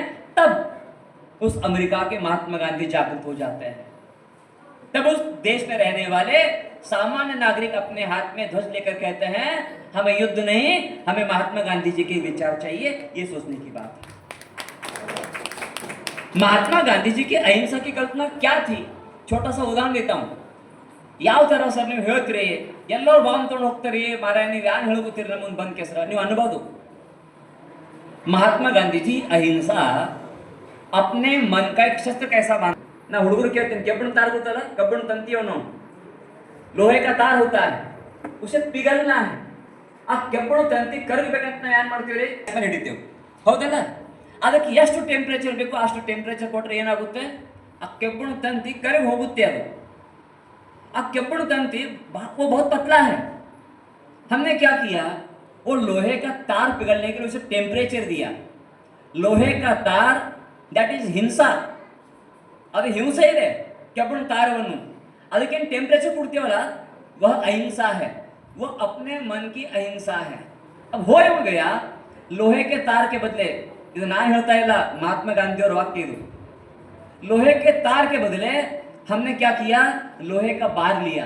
आ खिड़की कांता नोड्री निಮಗೆ ದಪ್ಪ ಕಬ್ಬಣ ಕಾಣ್ತೈತಿ, वो बार जो है वो बार हिंसा है। अब वो बार हम गैस पर पकड़ेंगे तो क्या पिघल सकता है? नहीं, उसके लिए अधिक टेम्परेचर की आवश्यकता है, उसके लिए अधिक तापमान की आवश्यकता है। अब बार के बदले यदि कोई लोहे की बड़ी वस्तु ले आते हैं तो क्या वो गैस पर पिघल सकता है? कभी नहीं, उसके लिए और भी टेंपरेचर की आवश्यकता है। इसी प्रकार ಇದೇ ತರ ನಿಮ್ಮ ಎದುರು ಇರತಕ್ಕಂತ ವ್ಯಕ್ತಿ ಎಷ್ಟು ಹಿಂಸರದನಲ್ಲ ಅಷ್ಟೇ ಅಹಿಂಸಾ ತಾಪಮಾನ ಆ ಟೆಂಪರೇಚರ್ ನಮ್ಮ ಮನೆಯಲ್ಲಿ ನಮ್ಮ ಮನಸ್ಸಿನಲ್ಲಿ ಇರಬೇಕು। ಅಷ್ಟು ಅಹಿಂಸಾ ಟೆಂಪರೇಚರ್ ನಾವು ಹೆಚ್ಚು ಮಾಡಿದ್ರೆ ನಮ್ಮ ಎದುರು ಇರತಕ್ಕಂತ ಆ ಹಿಂಸರ ವ್ಯಕ್ತಿ ಕರಗಬಹುದು। ಅವನಿಗೆ ಕರಗಿಸಬೇಕಾದ್ರೆ ನಮ್ಮ ಅಹಿಂಸೆ ತಾಕತ್ತವನ್ನು ನಾವು ಹೆಚ್ಚು ಮಾಡಬೇಕು। ನಮ್ಮ ಮನೋಬಲ, ನಮ್ಮ ಆತ್ಮಬಲ ನಾವು ಹೆಚ್ಚು ಮಾಡಿದ್ರೆ ಆ ವ್ಯಕ್ತಿ ಶಾಂತನಾಗಬಹುದು। ये महात्मा गांधी जी का अहिंसा का विचार। कैसे अहिंसा चाहिए? ಒಂದು ಕೆಲವು ಶಬ್ದ ಹೇಳ್ತಾರ ಅವರು, हमें वाणी की अहिंसा चाहिए। ನೋಡ್ರಿ ಎಷ್ಟು ಚಂದ ಹೇಳ್ತಾರ ಅವರು, ನೋಡಿದರೆ ಕರೆಕ್ಟ್, ನೋಡಿದರೆ ಯಾವ ತರ ಮಾತಿರಬೇಕು? ಮುತ್ತಿನ ಹಾರದಂತೆ ಇರಬೇಕು। महात्मा गांधी जी यही कहते हैं मुझे वाणी की अहिंसा चाहिए। ಬಹಳ ಚೆನ್ನಾಗಿ ಹೇಳಿದ್ದಾರೆ ಅವರು, मुझे वाणी की अहिंसा अपेक्षित है। वाणी ಅಂದ್ರೆ ಶಬ್ದ, ನನ್ನ ಪ್ರತಿಯೊಂದು ಶಬ್ದವನ್ನು ಅಹಿಂಸಾ ಮಾತನಾಡಬೇಕು। शब्द आज भी लगा सकते हैं, शब्द बाग भी लगा सकते हैं। महात्मा गांधी की अपेक्षा है मुझे आग लगाने वाले शब्द नहीं चाहिए, मुझे बाग लगाने वाले शब्द चाहिए। जो गार्डन निर्माण करने वाला है, जो पेड़ लगाने वाले हैं, जो शांति प्रस्थापित करने वाले हैं, वे शब्द मुझे चाहिए। मैं ईरान को पाषाण युग में ले जाऊंगा कहने वाला नहीं, मैं ईरान में शांति ले आने वाला हूं, ये शब्द में हम अपनाएं। ये महात्मा गांधी जी की अपेक्षा है। वाणी की अहिंसा। महात्मा गांधी जी की दूसरी अहिंसा है, बहुत ही सुंदर है, अपने मन की अहिंसा। ನಾವು ನಮ್ಮ ಮನಸ್ಸಲ್ಲಿ ಕೂಡ ಯಾವ ವ್ಯಕ್ತಿ ಬದಲ किसी व्यक्ति के बारे में हम अपने मन में कटु न सोचे। ಹಿಂಸೆ ಅಂದ್ರೆ ಏನಪ್ಪ, ಜಂಬೆ ತುಂಬರೋದು, ಕೊಡ್ಲಿ ತುಂಬರೋದು, ಬಂದೂಕ್ ತುಂಬರೋದು, ಆಮೇಲೆ ಬಾಂಬ್ ಹಾರಿಸಿ ಅವನಿಗೆ ಸುಟ್ಟು ಬಿಡೋದು, ಅವನಿಗೆ ನಾಶ ಮಾಡಿಬಿಡೋದು, ಇದು ಇಷ್ಟ ಹಿಂಸೆ ಅಲ್ಲ। ना इल्ल कुंती या व्यक्ति हम किसी का मन भी दुखाएंगे, किसी व्यक्ति के मन को ठेस भी पहुंचाएंगे, वह भी एक तरह की हिंसा है। महात्मा गांधी कहते हैं दूसरी अहिंसा है मन की अहिंसा। एक वाणी की अहिंसा है, दूसरे मन की अहिंसा है, उनकी तीसरी अहिंसा है भोजन की अहिंसा, अन्न की अहिंसा। ನೋಡ್ರಿ ಎಷ್ಟು ವಿಚಾರ ಮಾಡ್ತಾರ ಅವರು। ಈ ಸೃಷ್ಟಿ ಬದುಕಬೇಕಾದ್ರೆ ಏನ್ ಮಾಡ್ಬೇಕು ನಾವು? अभी उद्घाटकी मंतव्य में सर ने कहा एक बकरी है, आ कुरी काल मुर्दದಪ್ಪ ಅಂತ ಹೇಳಿ ಆ ಕುರಿ ಕಾಲು ಕಟ್ಟು ಸಲುವಾಗಿ ಹೋಗ್ತಾರಪ್ಪ ಅಂದ್ರೆ ಆ ಕುರಿಯಲ್ಲಿ ಕೂಡ ಒಂದು ಜೀವವನ್ನು ಅವ್ರು ನೋಡ್ತಾರಪ್ಪ ಅಂತಂದ್ಮೇಲೆ ಇದೇ ತರ ಪ್ರತಿಯೊಂದು इस चराचर में महात्मा गांधी जी क्या देखते थे? जीव प्राण देखते हैं, वह अहिंसा महात्मा गांधी जी की अहिंसा है। महात्मा गांधी अपरिग्रह के बारे में क्या कहते हैं? ಏನು ಹೇಳ್ತಾ ಇದ್ರಪ್ಪ ಅಂದ್ರೆ ಅವರು ನಮಗೆ ಎಷ್ಟು ಅವಶ್ಯಕತೆ ಇದೆ ಅಷ್ಟೇ ನಾವು ಗೋಳೆ ಮಾಡಬೇಕು, ಅದಕ್ಕಿಂತ ಹೆಚ್ಚು ಗೋಳೆ ಮಾಡಿದ್ರಪ್ಪ ಅಂದ್ರೆ आवश्यकता से भी अधिक संग्रह करना वह सबसे बड़ी चोरी है। देखिए महात्मा गांधी ಅವರು ತಮ್ಮ ಆಯುಷ್ಯದಲ್ಲಿ ಒಂದೇ ಸಾರಿ ಕಳ್ತನ ಮಾಡಿದ್ರು। महात्मा गांधी ಅವರು ತಮ್ಮ ಆಯುಷ್ಯದಲ್ಲಿ ಒಂದೇ ಸಾರಿ ಅವ್ರ ಚಿಕ್ಕಪ್ಪ ಬೀಡಿ ಸೇದ್ತಿರಂತವ್ರು, ಆ ಸೇದಿ ಬೀಡಿಯನ್ನು ತೊಗೊಂಡು ಅವ್ರು ಸೇದಿದ್ರು, ಅವರು ಇಷ್ಟೇ ಮಾಡಿದ್ರು, ಬಾಕಿ ಏನು ಮಾಡಿತಿಲ್ಲ ಅವರು। ಆದರೆ महात्मा गांधी ಅವರು विचार ಮಾಡ್ತಾರೆ मैंने अपने जीवन में असत्य का प्रयोग किया है, मुझे असत्य नहीं बोलना है, मुझे सत्य का प्रयोग करना है। ये विचार महात्मा गांधी जी ने किया और वे अपने जीवन भर सत्य के ಬೇಗಂ ಮೇಡಮ್ ಅವರು ಕ್ರೀಡಾ ಶಿಕ್ಷಣ ಮತ್ತು ಸಮಾಜ ಸೇವೆಯಲ್ಲಿ ಅಪಾರ ಸೇವೆ ಸರ್ ಹೇಳಿದ್ದಾರೆ। ಅಹಿಂಸೆ ಮತ್ತೆ ಶಾಂತಿ ಸತ್ಯದ ಬಗ್ಗೆ ಪ್ರಪಂಚದಲ್ಲಿ ಏನು ನಡೀತಿದೆ, ಗಾಂಧಿಯ ವಿಚಾರಗಳು ನಮ್ಗೆ ಯಾಕೆ ಅವಶ್ಯಕತೆ ಇದೆ ಅನ್ನೋದು ಈಗ ನಡೀತಿರುವಂಥ ಯುದ್ಧದ ಮುಖಾಂತರ ಗಾಂಧಿ ವಿಚಾರ ತತ್ವಗಳನ್ನು ಹೇಳಿದ್ದಾರೆ। ತಾವೆಲ್ಲ ವಿದ್ಯಾರ್ಥಿಗಳಿದ್ದೀರಿ, ಅದ್ರ ಜೊತೆಗೆ ಯುವಕರಿದ್ದೀರಿ। ನಂದೊಂದು ಈಗ ಇದು ಪ್ರಾರಂಭ ಆಗೋಕ್ಕಿಂತ ಮುಂಚೆ ನನ್ನ ಒಂದು ಕ್ವಶನ್ ನಿಮಗೆ, ಅದಕ್ಕೆ ಆನ್ಸರ್ ಹೇಳಬೇಕು। ನೀವೆಲ್ಲ ವಿದ್ಯಾವಂತರ ಅಕ್ಷರವಂತರ ಹೇಳಬೇಕು, ನೀವೆಲ್ಲ ವಿದ್ಯಾವಂತರ ಅಕ್ಷರವಂತರ। ನಾ ಹೇಳಿದ್ದೇನೆ, ನಾವು ಈ ಕಾರ್ಯಕ್ರಮನ ಮಾಡೋಕ್ಕೆ 2 ತಿಂಗಳಿಂದ ಬಹಳ ಶ್ರಮ ವಹಿಸಿದ್ದೇವೆ, ಹಾಗಾಗಿ ಇದು ನಿಮಗೋಸ್ಕರ ಇರೋದು। ಆಕಸ್ಮಿಕವಾಗಿ ಯಾಗನ ಕೇಳಿಸ್ಕೊಳ್ಳೋಕೆ ಇಷ್ಟ ಇಲ್ಲದ ಇದ್ರೆ ನಾನು ಅಲ್ಲಿನ ಹೊರಗೆ ಕಳಿಸ್ಬಿಡ್ತೇನೆ ಮುಲಾಜಿಲ್ದಂಗೆ। ಇದು ನಿಮಗೋಸ್ಕರ, ಇದರಲ್ಲಿ ಬಹಳ ಪ್ರತಿನಿತ್ಯ ನಿಮ್ಮ ಜೀವನದಲ್ಲಿ ನಡೀತಿರುವ ಘಟನೆ ಅಷ್ಟೇ ನಾನು ಇಲ್ಲಿ ಹೇಳಿರೋದು। ಗಾಂಧಿ ತಮ್ಮ ಜೀವನದಲ್ಲಿ ಶಿಕ್ಷಣದ ಮಹತ್ವ ಏನು ಅಂತ ಅದನ್ನು ಪ್ರಾರಂಭ ಆಗೋಕ್ಕಿಂತ ಮುಂಚೆ ನಾನು ನಿಮ್ಗೊಂದು ಕ್ವಶನ್ ಕೇಳಿದ್ದೀನಿ। ನಾವೆಲ್ಲ ಇನ್ಕ್ಲೂಡಿಂಗ್ ನಾನು ಸೇರಿ ನಿಮ್ಮ ಜೊತೆಗೆ ನಾವೆಲ್ಲ ಅಕ್ಷರವಂತರ ವಿದ್ಯಾವಂತರ? ಎಷ್ಟು ಜನ ಅಕ್ಷರವಂತರು ಅಂತೀರಿ ಅವ್ರ ಕೈ ಎತ್ತಿ, ಎಷ್ಟು ಜನ ನಾವು ವಿದ್ಯಾವಂತರು ಅಂತೀರಿ ಕೈ ಎತ್ತಿ। ಅಕ್ಷರವಂತರು ನಗಬಾರ್ದು, ನಕ್ಕಿದ್ರೆ ಗೊತ್ತಾಗತ್ತೆ ನೀವೆಷ್ಟು ಮೂರ್ಖರು ಇದ್ದೀರಿ ಅಂತ। ಯಾಕೆ ನಗೋದು ಬಹಳ ಸುಲಭ, ಯಾಕೆ ನಂಗೆ ಅರ್ಥ ಆಗಬೇಕು। ನಾನು ಬಹಳ ಸುಲಭವಾದ ಪ್ರಶ್ನೆ ಕೇಳಿದ್ದೀನಿ। ನಾವೆಲ್ಲ ಹೇಳ್ಕೊತೀವಲ್ಲ ಮನೆಗೆ ಹೋದಾಗ, ನಾನು BCom ಗ್ರಾಜ್ಯುಯೇಷನ್ ಇದ್ದೀನಿ, ನಾನು MA ಗ್ರಾಜ್ಯುಯೇಷನ್ ಇದ್ದೀನಿ, ನಾನು MCom ಗ್ರಾಜ್ಯುಯೇಷನ್ ಇದ್ದೀನಿ ಅಂತ ನಾವೆಲ್ಲ ಹೇಳ್ಕೊತೀವಿ। ಇನ್ಕ್ಲೂಡಿಂಗ್ ನಾನು ಹೇಳ್ಕೊತೇನೆ PhD ಗ್ರಾಜ್ಯುಯೇಷನ್, ನಾನು PhD ಮಾಡಿದ್ದೇನೆ ಅಂತ ನಾನು ಹೇಳ್ಕೊತೇನೆ। ನಿಜವಾಗ್ಲೂ ನಾವು ಅಕ್ಷರವಂತರ ಅಥವಾ ವಿದ್ಯಾವಂತರ ಅಂತ?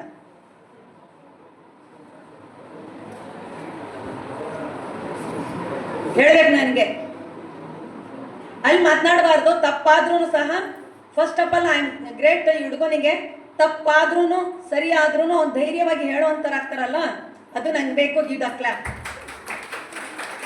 ಯಾಕಂದ್ರೆ ನಾನು ಕೇಳಿರೋದು ಬಹಳ ಸುಲಭವಾದ ಕ್ವಶನ್ನು. ನಾವು ಅಕ್ಷರವಂತರ ವಿದ್ಯಾವಂತರ ಅಂತ ವ್ಯತ್ಯಾಸ ಗೊತ್ತಾ? ಅಕ್ಷರವಂತರು ಏನು, ವಿದ್ಯಾವಂತರು ಯಾರು ಅಂತ? What is the meaning? ಅಕ್ಷರವಂತರು ಅಂದ್ರೆ ಏನು? ಅಕ್ಷರಗಳನ್ನು ಓದಲಿಕ್ಕೆ ಬರಲಿಕ್ಕೆ ಬರ್ತಕ್ಕಂಥದ್ದು. ಓದಕ್ಕೆ ಬರೆಯಕ್ಕೆ ಎಲ್ಲಕ್ಕೂ ಬರುತ್ತಾ? Yes madam. ಎಲ್ಲರಿಗೂ? Yes madam. ಮತ್ ನಾವ್ ಯಾಕೆ ಎಲ್ಲರ ಹತ್ರ ಹೇಳ್ಕೊಂಡು ಬರ್ತೀವಿ ನಾವು ವಿದ್ಯಾವಂತರು ಅಂತ? ನಾನು BCom ಅಲ್ವೇ, ನಾನು ಏನ್ ಮಾಡಿದ್ಯಾ, ನೀನ್ ಏನ್ ಗ್ರಾಜುಯೇಷನ್ ಮಾಡಿದ್ಯಾ ಅಂತ ನಾವು ವಿದ್ಯಾವಂತೆ, BCom ಮುಗಿಸಿದ್ದೇನೆ, ನಾನು BSc ಮುಗ್ದೇನೆ ಅಂತ ವಿದ್ಯಾವಂತೆ ಅಂತ ಬಹಳ ಚೆನ್ನಾಗಿ ಹೇಳ್ಕೊತೇವೆ, ಹೌದಲ್ವಾ? ಯಾಕೆ ಅಕ್ಷರವಂತರು ಅಂತ ಯಾಕೆ ಹೇಳ್ಕೊಳಲ್ಲ? ಅಕ್ಷರಕ್ಕೆ ಯಾವ ಅಕ್ಷರವಂತರ ಅಂತ ಹೇಳ್ಕೊಳೋದಕ್ಕಿಂತ ರೀ ಅಕ್ಷರದ ಜೊತೆಗೆ ವಿನಯಗಳನ್ನು ಹೊಂದಿದ್ರೆ ರೀ ವಿದ್ಯಾವಂತರು ಅಂತ ಹೇಳ್ಕೊಳ್ದೆ. ನಾನು ಅಕ್ಷರವಂತರು ಯಾಕೆ ಅಂತ ಅಂದ್ರೆ, ನೀವೆಲ್ಲ ಅಕ್ಷರವಂತರು ಬಾಯೇ ಬಿಡದೆ ಸುಮ್ಮನೆ ಕೂತಿದ್ದೀರಿ. ಇದು ಬೆಸ್ಟ್ ಎಕ್ಸಾಂಪಲ್. ವಿದ್ಯಾವಂತರು ಅಂದ್ರೆ ಅವನು ಹೇಳ್ದನಲ್ಲ, ಅಕ್ಷರದ ಜೊತೆಗೆ ಜೀವನದ ಶಿಕ್ಷಣ ಕಲಿತೀವಿ, ಅವರು ವಿದ್ಯಾವಂತರು. ನಿಮ್ಮ ತಂದೆ ತಾಯಿಗಳಿಗೆ ಹೋಗಿ ಕೇಳಿ, ಅವರು ನಿಜವಾದ್ರೂ ಅಕ್ಷರವಂತರು ಅಲ್ಲ. ಅವ್ರು ಹೇಳ್ತಾ ಇರ್ತಾರೆ ನನಗೆ, ಮಗ ನಾನು ಅಕ್ಷರ ಅಂತೂ ಬರಲ್ಲ ನನಗೆ, ನೀನಾದರೂ ಉದ್ಧಾರ ಆಗು ಅಂತ. ನಾವು ಅಕ್ಷರ ಓದ್ಬಿಟ್ಟು ಅಪ್ಪ ನಿನ್ಕಿಂತ ನಾನು ಬುದ್ಧಿವಂತೆ ಅಂತ ಹೇಳ್ಕೊತೀವಿ ಹುಡುಗರು. ಆದರೆ ನಿಮ್ಮಷ್ಟು ದೊಡ್ಡರು ಯಾರೂ ಇಲ್ಲ. ನಿಜವಾದ ಶಿಕ್ಷಣವಂತರು ನಮ್ಮ ತಂದೆ ತಾಯಿ. ಯಾಕಂದ್ರೆ ಅವ್ರು ಬದುಕುವ ದಾರಿ ಗೊತ್ತು, ನಾವು ಬದುಕುವ ದಾರಿ ನಮ್ಗೆ ಗೊತ್ತಿಲ್ಲ. ಹಾಗಾಗಿ ನಾನು ಗಾಂಧೀಜಿಯವರ ಜೀವನದಲ್ಲಿ ಹೇಗೆ ಶಿಕ್ಷಣ ಪ್ರಾಮುಖ್ಯ ಅಂತ ಹೇಳ್ತೇನೆ. ಶಿಕ್ಷಣ ಅಂದಿದ ತಕ್ಷಣ ನಾವೆಲ್ಲ ಏನು ಯೋಚನೆ ಮಾಡ್ತೇವೆ? ಶಿಕ್ಷಣ ಅಂದಿದ ತಕ್ಷಣ ನನಗೆ ಅಕ್ಷರ ಬರ್ತಿದೆ, ನಾನು ಓದಿದ್ದೀನಿ, ಅದೇ ಶಿಕ್ಷಣ ನನಗೆ. ಕೇವಲ ಜ್ಞಾನಾರ್ಜನೆ ಅಲ್ಲ, ಜೀವನದ ಸಾಮಾಜಿಕ ಮತ್ತು ಆರ್ಥಿಕ ಶಕ್ತಿಯನ್ನು ಬೆಳೆಸುವ ಸಾಧನ. ನಮ್ಗೇನಾಗಿದೆ ಇವತ್ತು ಅಂತಂದ್ರೆ, ಕೇವಲ ಶಿಕ್ಷಣ ಅನ್ನೋದು ಅಕ್ಷರ ಜ್ಞಾನ ಅಂತ ಅಷ್ಟೇ ಅನ್ಕೊಂಡಿದೀವಿ. ನಮ್ಗೆ ಯಾವುದೇ ಸಾಮಾಜಿಕ ಆಗಿ ಆರ್ಥಿಕ ಬೆಳವಣಿಗೆನೇ ಇಲ್ಲ. ನೀವು ಗ್ರಾಜುಯೇಷನ್ ಯಾಕೆ ಹೇಳ್ತೇನೆ ಅಂತ ಅಂದ್ರೆ, ನಾವು ಡಿಗ್ರಿ ಮುಗ್ದಿದ ತಕ್ಷಣ ನಾನು ದುಡಿಬೇಕು, ಲಕ್ಷಾಂತರ ರೂಪಾಯಿ ದುಡಿಬೇಕು ಅಂತ ಅಂತೀವಿ. ಆದರೆ ನಮಗೆ ಸಾಮಾಜಿಕ ಕಳಕಳಿನೇ ಇಲ್ಲ ಜೀವನದಲ್ಲಿ. ಎಷ್ಟು ಜನ ನಾನು ಇಲ್ಲಿ ಕೂತಿದ್ದೀರಲ್ಲ, ನೀವು ಪ್ರಾಮಾಣಿಕವಾಗಿ ಒಪ್ಕೊಳ್ಳಿ, ಮೇಡಮ್ ನಾವು ಇದೊಂದು ಒಳ್ಳೆ ಕಾರ್ಯಕ್ರಮ ನೀವು ಮಾಡ್ತಿದ್ದೀರಿ, ಈ ಕಾರ್ಯಕ್ರಮದಲ್ಲಿ ನೀವು ಕುತ್ಕೊಂಡ್ರೆ ನನಗೇನೋ ಸಿಗತ್ತೆ, ನಾನು ಕಲಿತೀನಿ ಅಂತ ಬಂದವರು ಎಷ್ಟು ಜನ? ಇದು ಸಾಮಾಜಿಕ ಕಳಕಳಿ. ಇದು ನಿಮ್ಮೊಳಗೆ ಯಾವುದೇ ಪುಸ್ತಕದಲ್ಲಿ ಈ ರೀತಿಯ ವಿಚಾರಗಳು ಇಲ್ಲ. ನೀವಾಗಿ ನೀವು ಬಂದು ನಾನು ಇಲ್ಲಿ ಏನೋ ಸಿಗತ್ತೆ, ನನ್ನ ಜೀವನದಲ್ಲಿ ಬದಲಾವಣೆ ಆಗತ್ತೆ, ನಾನು ಕಲಿತೀನಿ ಅಂತ ಬರ್ತಿರಲ್ಲ, ಅದು ಸಾಮಾಜಿಕ ಕಳಕಳಿ ಇರುತ್ತೆ, ಅದು ಶಿಕ್ಷಣ. ಆರ್ತಿ ನನ್ಗೆ ಯಾವುದೋ ಒಂದು ಸರ್ಕಾರಿ ಕೆಲಸ ಬೇಕು, ಆ ಕೆಲಸದ ಅಡಿಹಳ್ಳಿಯಲ್ಲಿ ಹಾಳಾಗಿ ನಾನು ದುಡಿಬೇಕು ಅಂತಿರಲ್ಲ, ಅದು ಶಿಕ್ಷಣ ಅಲ್ಲ. ಸ್ವಾವಲಂಬಿಯಾಗಿ ನಾನು ಬದುಕ್ತೇನೆ, 4 ಜನಕ್ಕೆ ನಾನು ಕೆಲಸ ಕೊಡ್ತೇನೆ, ಇಲ್ಲ ನಾನು ಯಾರಿಗೂ ಅಡಿಯಾಳ ಆಗಿಲ್ಲದೆ ಸ್ವಾವಲಂಬಿಕವಾಗಿ ಸ್ವತಂತ್ರವಾಗಿ ಬದುಕ್ತೀನಿ ಅಂತಂದಲ್ಲ, ಅದು ಶಿಕ್ಷಣ.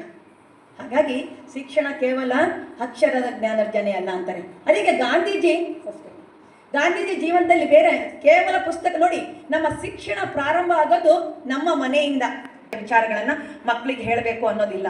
ನಾವೇನ್ ಮಾಡ್ತೀವಿ, ಮಗುಗೆ ಮೊಬೈಲ್ ಕೊಟ್ಟು ಕಾರ್ಟೂನ್ ಕಳಿಸ್ತೇವೆ, ಟಿವಿಲಿ ಕಾರ್ಟೂನ್ಗಳನ್ನ ಹಾಕ್ತೇವೆ. ಆ ಮಗು ಯಾವಾಗ್ಲೂ ಅದಕ್ಕೆ ಆಕರ್ಷಣೆ, ಚಿತ್ರ ಕಲರ್ಫುಲ್ ಬಂದಿರತ್ತೆ, ಬೊಂಬೆ ಇನ್ನೊಂದು ಹೊಡೆಯೋದು ಏನೋ ಬಂದಿರುತ್ತೆ, ಅದೇ ತಲೆ ಮೇಲೆ ಕುಣಿತೆ. ಆದ್ರೆ ಗಾಂಧೀಜಿಯವರು ಹಾಗಲ್ಲ. ಅವರಿಗೆ ಶಿಕ್ಷಣ, ಬಾಲ್ಯದ ಶಿಕ್ಷಣ ಮನೆಯಲ್ಲಿ ಸಿಗ್ತಿದ್ದಂತ ಶಿಕ್ಷಣ, ತಂದೆ ತಾಯಿ ಕೊಡ್ತಿದ್ದು ಶಿಕ್ಷಣ, ಒಳ್ಳೆಯ ಪುಸ್ತಕಗಳನ್ನ ಓದಿರುವಂತ ಮುಖಾಂತರ ಕೊಡ್ತಿದ್ದು ಶಿಕ್ಷಣ. ಮತ್ತೆ ನಮ್ಗೆ ಇವತ್ತು ಶಿಕ್ಷಣ ಸೋಷಿಯಲ್ ಮೀಡಿಯಾಗಳಿಂದ ನಮ್ಮ ಮೈಂಡ್ ಡಿಸ್ಟ್ರಾಯ್ಡ್ ಆಗ್ತಿದೆಯಲ್ಲ, ಅವಾಗಿದ್ದಿಲ್ಲ. ಡಬ್ಬಗಳಲ್ಲಿ ಪಿಕ್ಚರ್ಗಳು ಬಂದಿತ್ತು, ಯಾತೋ ಸತ್ಯ ಹರಿಶ್ಚಂದ್ರನ, ಮತ್ತೆ ಶ್ರವಣ ಕುಮಾರನ ಪಿತೃಭಕ್ತಿ, ಈ ರೀತಿಯ, ಮತ್ತೆ ಮಹಾಭಾರತ ಮತ್ತೆ ರಾಮಾಯಣ ಅಂತಹ ಮಹಾನ್ ಗ್ರಂಥಗಳನ್ನು ಓದಿ ಅದರಿಂದ ಕಲಿತಿರುವಂಥ ಶಿಕ್ಷಣ, ಅದು ಶಿಕ್ಷಣ. ಇವತ್ತು ನಾವು ಏನಂತೀವಿ, ಆ ರೀತಿಯ ಮೌಲ್ಯಧರಿತ ಶಿಕ್ಷಣ ನಮಗಿಲ್ಲ. ಹಾಗಾಗಿ ಗಾಂಧಿ ಬಹಳ ಸಾಮಾನ್ಯಕ್ಕಿಂತ ಸಾಮಾನ್ಯ, ನಮ್ಮ ನಿಮ್ಮ ಥರನೇ ಆ ಗಾಂಧಿ ಇದ್ದಿದ್ದು. ಬಹಳ ಬಾಲ್ಯದಿಂದ ಏನು ಬಹಳ ಬುದ್ಧಿವಂತ ಏನಲ್ಲ, ಒಂದು ಹೆದರಿಕೆ, ಕತ್ಲು ನೋಡಿ ಎದುರ್ತಿದ್ದಂತಹ ಮಹಾನ್ ವ್ಯಕ್ತಿ ಮುಂದೆ ಒಬ್ಬ ಮಹಾನ್ ನಾಯಕನಾಗ್ತಾನೆ. ನೆಕ್ಸ್ಟ್ ನೋಡಿ, ಗಾಂಧೀಜಿ 1863 ಕೋರಮಂಡಲ ಜನ ಆಗ್ತದೆ. ನಾನು ಹೇಳಿದ್ದೇನೆ, ನಮ್ಮ ಶಿಕ್ಷಣ ನಮಗೆ ಮನೆಯಿಂದ ಪ್ರಾರಂಭ ಆಗಬೇಕು. ಇವತ್ತು ನಮಗೆ ಬಹಳ ದುಃಖದ ಸಂಗತಿ ಅಂತ ಅಂದರೆ, ನಮಗೂ ಸಮಯ ಇಲ್ಲ, ನಮ್ಮ ತಂದೆ ತಾಯಿಗೂ ಸಮಯ ಇಲ್ಲ. ನಾವು ನನ್ನ ಮಗು ಏನು ಮಾಡ್ತಾಳೆ ಅಂತ ನಾವು ಕೇಳಲ್ಲ, ತಂದೆ ತಾಯಿಗೆ ಏನು ಬೇಕು ಅಂತ ನಾವು ಕೇಳಲ್ಲ. ಆ ರೀತಿಯ ಪರಿಸ್ಥಿತಿಯಲ್ಲಿ ಬದುಕ್ತಿದ್ದೇವೆ. ನಮ್ಗೆ ನಿಜವಾಗಿ ಶಿಕ್ಷಣ ಬರಬೇಕಿರೋದು ಮನೆಯಿಂದ. ನೋಡಿ, ನಾವು ಏನು ಕಲಿತಿದ್ದೀವಿ ಅಂತ ನಮಗೆ ಆಕರ್ಷಣೆ ಬೇಕು. ನಾವೆಲ್ಲ ಸೋಷಿಯಲ್ ಮೀಡಿಯಾದಲ್ಲಿ ನೋಡಿದ ತಕ್ಷಣ ರೀಲ್ಸ್ ಮಾಡಬೇಕು, ಅದು ಮಾಡಬೇಕು ಅನ್ನೋವಾಗ ಏನು ಗಮನ ಬರುತ್ತೆ, ಅದಕ್ಕಿಂತ ಹೆಚ್ಚಾಗಿ ಜೀವನಕ್ಕೆ ಏನು ಬೇಕು, ನಾನು ಏನು ಕಲಿಬೇಕು ಅಂತ ನನಗೆ ಗೊತ್ತಿರಲ್ಲ. ನಮ್ಗೆ ಅದು ಭಾಳ ಮುಖ್ಯ, ಕುತೂಹಲ ಇರಬೇಕು. ನೋಡಿ, ಭಾಷೆ ನನಗೆ ಎಲ್ಲರಿಗೂ ಭಾಷೆ ಮಹತ್ವ ಇದೆ. ನಮ್ಮ ರೀಜನಲ್ ಲ್ಯಾಂಗ್ವೇಜ್ ಕನ್ನಡ, ನನಗೆ ಕನ್ನಡದ ಲ್ಯಾಂಗ್ವೇಜ್ ಮೇಲೆ ಪ್ರಭಾವ ಇರಬೇಕು ಮೊದಲು. ಆದಮೇಲೆ ಎಲ್ಲ ಲ್ಯಾಂಗ್ವೇಜ್ಗಳು ಇರಬೇಕು. ನನಗೆ ಇರಬಾರ್ದು ಅಂತ ಇಲ್ಲ. ನನಗೆ ಮಾತೃ ಭಾಷೆ ನಾನು ಭಾಳ ಚೆನ್ನಾಗಿ ಕಲ್ತಿರಬೇಕು. ಆವಾಗ ನಾನು ಬೇರೆ ಭಾಷೆನ ಕಲಿಯೋಕ್ಕೆ ಭಾಳ ಸುಲಭ ಆಗುತ್ತೆ. ಇಲ್ಲಿ ಏನಾಗುತ್ತೆ, ನಮ್ಮ ಮೇಲೆ, ನಮ್ಮ ವಿದ್ಯಾರ್ಥಿಗಳ ಜೀವನದ ಮೇಲೆ ಏನಾಗುತ್ತೆ ಅಂತ ಇವತ್ತು ನಾವು ಮಾತೃಭಾಷೆನ ಕಡೆಗಣಿಸಿ ಬೇರೆ ಭಾಷೆ ಎಲ್ಲ ಕಲಿಯೋಕೆ ಹೋಗ್ತೇವೆ. ಹಾಗಾಗಿ ದಾರಿ ತಪ್ಪಿ. ಆದರೆ ಗಾಂಧೀಜಿ ಹಾಗೆಲ್ಲ ಗುಜರಾತ್ ಭಾಷೆನೂ ಕಲ್ತಿದ್ರು, ಹಿಂದಿ ಭಾಷೆನೂ ಬರ್ತಿದ್ರು, ಅವರಿಗೆ ಇಂಗ್ಲೀಷ್ ಭಾಷೆನೂ ಬರ್ತಿದೆ. ಆದರೆ ನಮ್ಮ ವಿದ್ಯಾರ್ಥಿಗಳಿಗೆ ನಾನು ಇಲ್ಲ ತಪ್ಪು ತಿಳ್ಕೋಬಾರ್ದು, ಇನ್ಕ್ಲೂಡಿಂಗ್ ನಾನು ಇದ್ದೇನೆ. ನಾನು ಯಾವಾಗಲೂ ನನ್ನನ್ನು ಸೇರಿಸ್ಕೊಂಡು ಮಾತಾಡ್ತಾ ಇರ್ತೇನೆ. ನಾವು ನೆಟ್ಟಾಗಿ ನಮ್ಮ ಭಾಷೆನೇ ಮಾತನಾಡೋಕ್ಕೆ ಬರಲ್ಲ, ಬೇರೆ ಎಲ್ಲನೂ ಮಾತಾಡ್ತೇವೆ.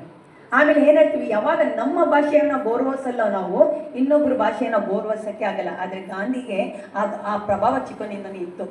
ಆಮೇಲೆ ಎಷ್ಟು ನೋಡಿ, ಅಕ್ಷರ ಜ್ಞಾನ ಯಾವಾಗತ್ತೆ, ನೀವೆಲ್ಲ ಸೋಷಿಯಲ್ ಮೀಡಿಯಾ ಮೊಬೈಲ್ ಬಂದುಬಿಟ್ಟಿದೆ ಕೈಲಿ. ನಾನು ಇದನ್ನ ಕಂಪೇರಿಟಿವ್ ಮಾಡ್ಕೊಂಡು ಹೇಳ್ತಾ ಇರ್ತೀನಿ. ಈಗಿನ ಜ್ಞಾನ ನಾವು ಅಕ್ಷರ ಏನು ಬರಲ್ಲ, ಮೊಬೈಲಲ್ಲಿ ರೆಕಾರ್ಡ್ ಮಾಡಿ ರಿಪೋರ್ಟಿಂಗ್ ಮಾಡ್ತಾ ಇರ್ತೀವಿ, ರೆಕಾರ್ಡ್ ಮಾಡಿ ನಾವು ನೋಟ್ಸ್ ಮಾಡ್ತಾ ಇರ್ತೀವಿ. ಆದರೆ ನಾವು ಓದುತ್ತಾ ಅಕ್ಷರವನ್ನು ಬರಿತಾ ಹೋದಾಗ ವಿಚಾರ ನಮ್ಮ ಮನಸ್ಸಿಗೆ ಬರುತ್ತೆ.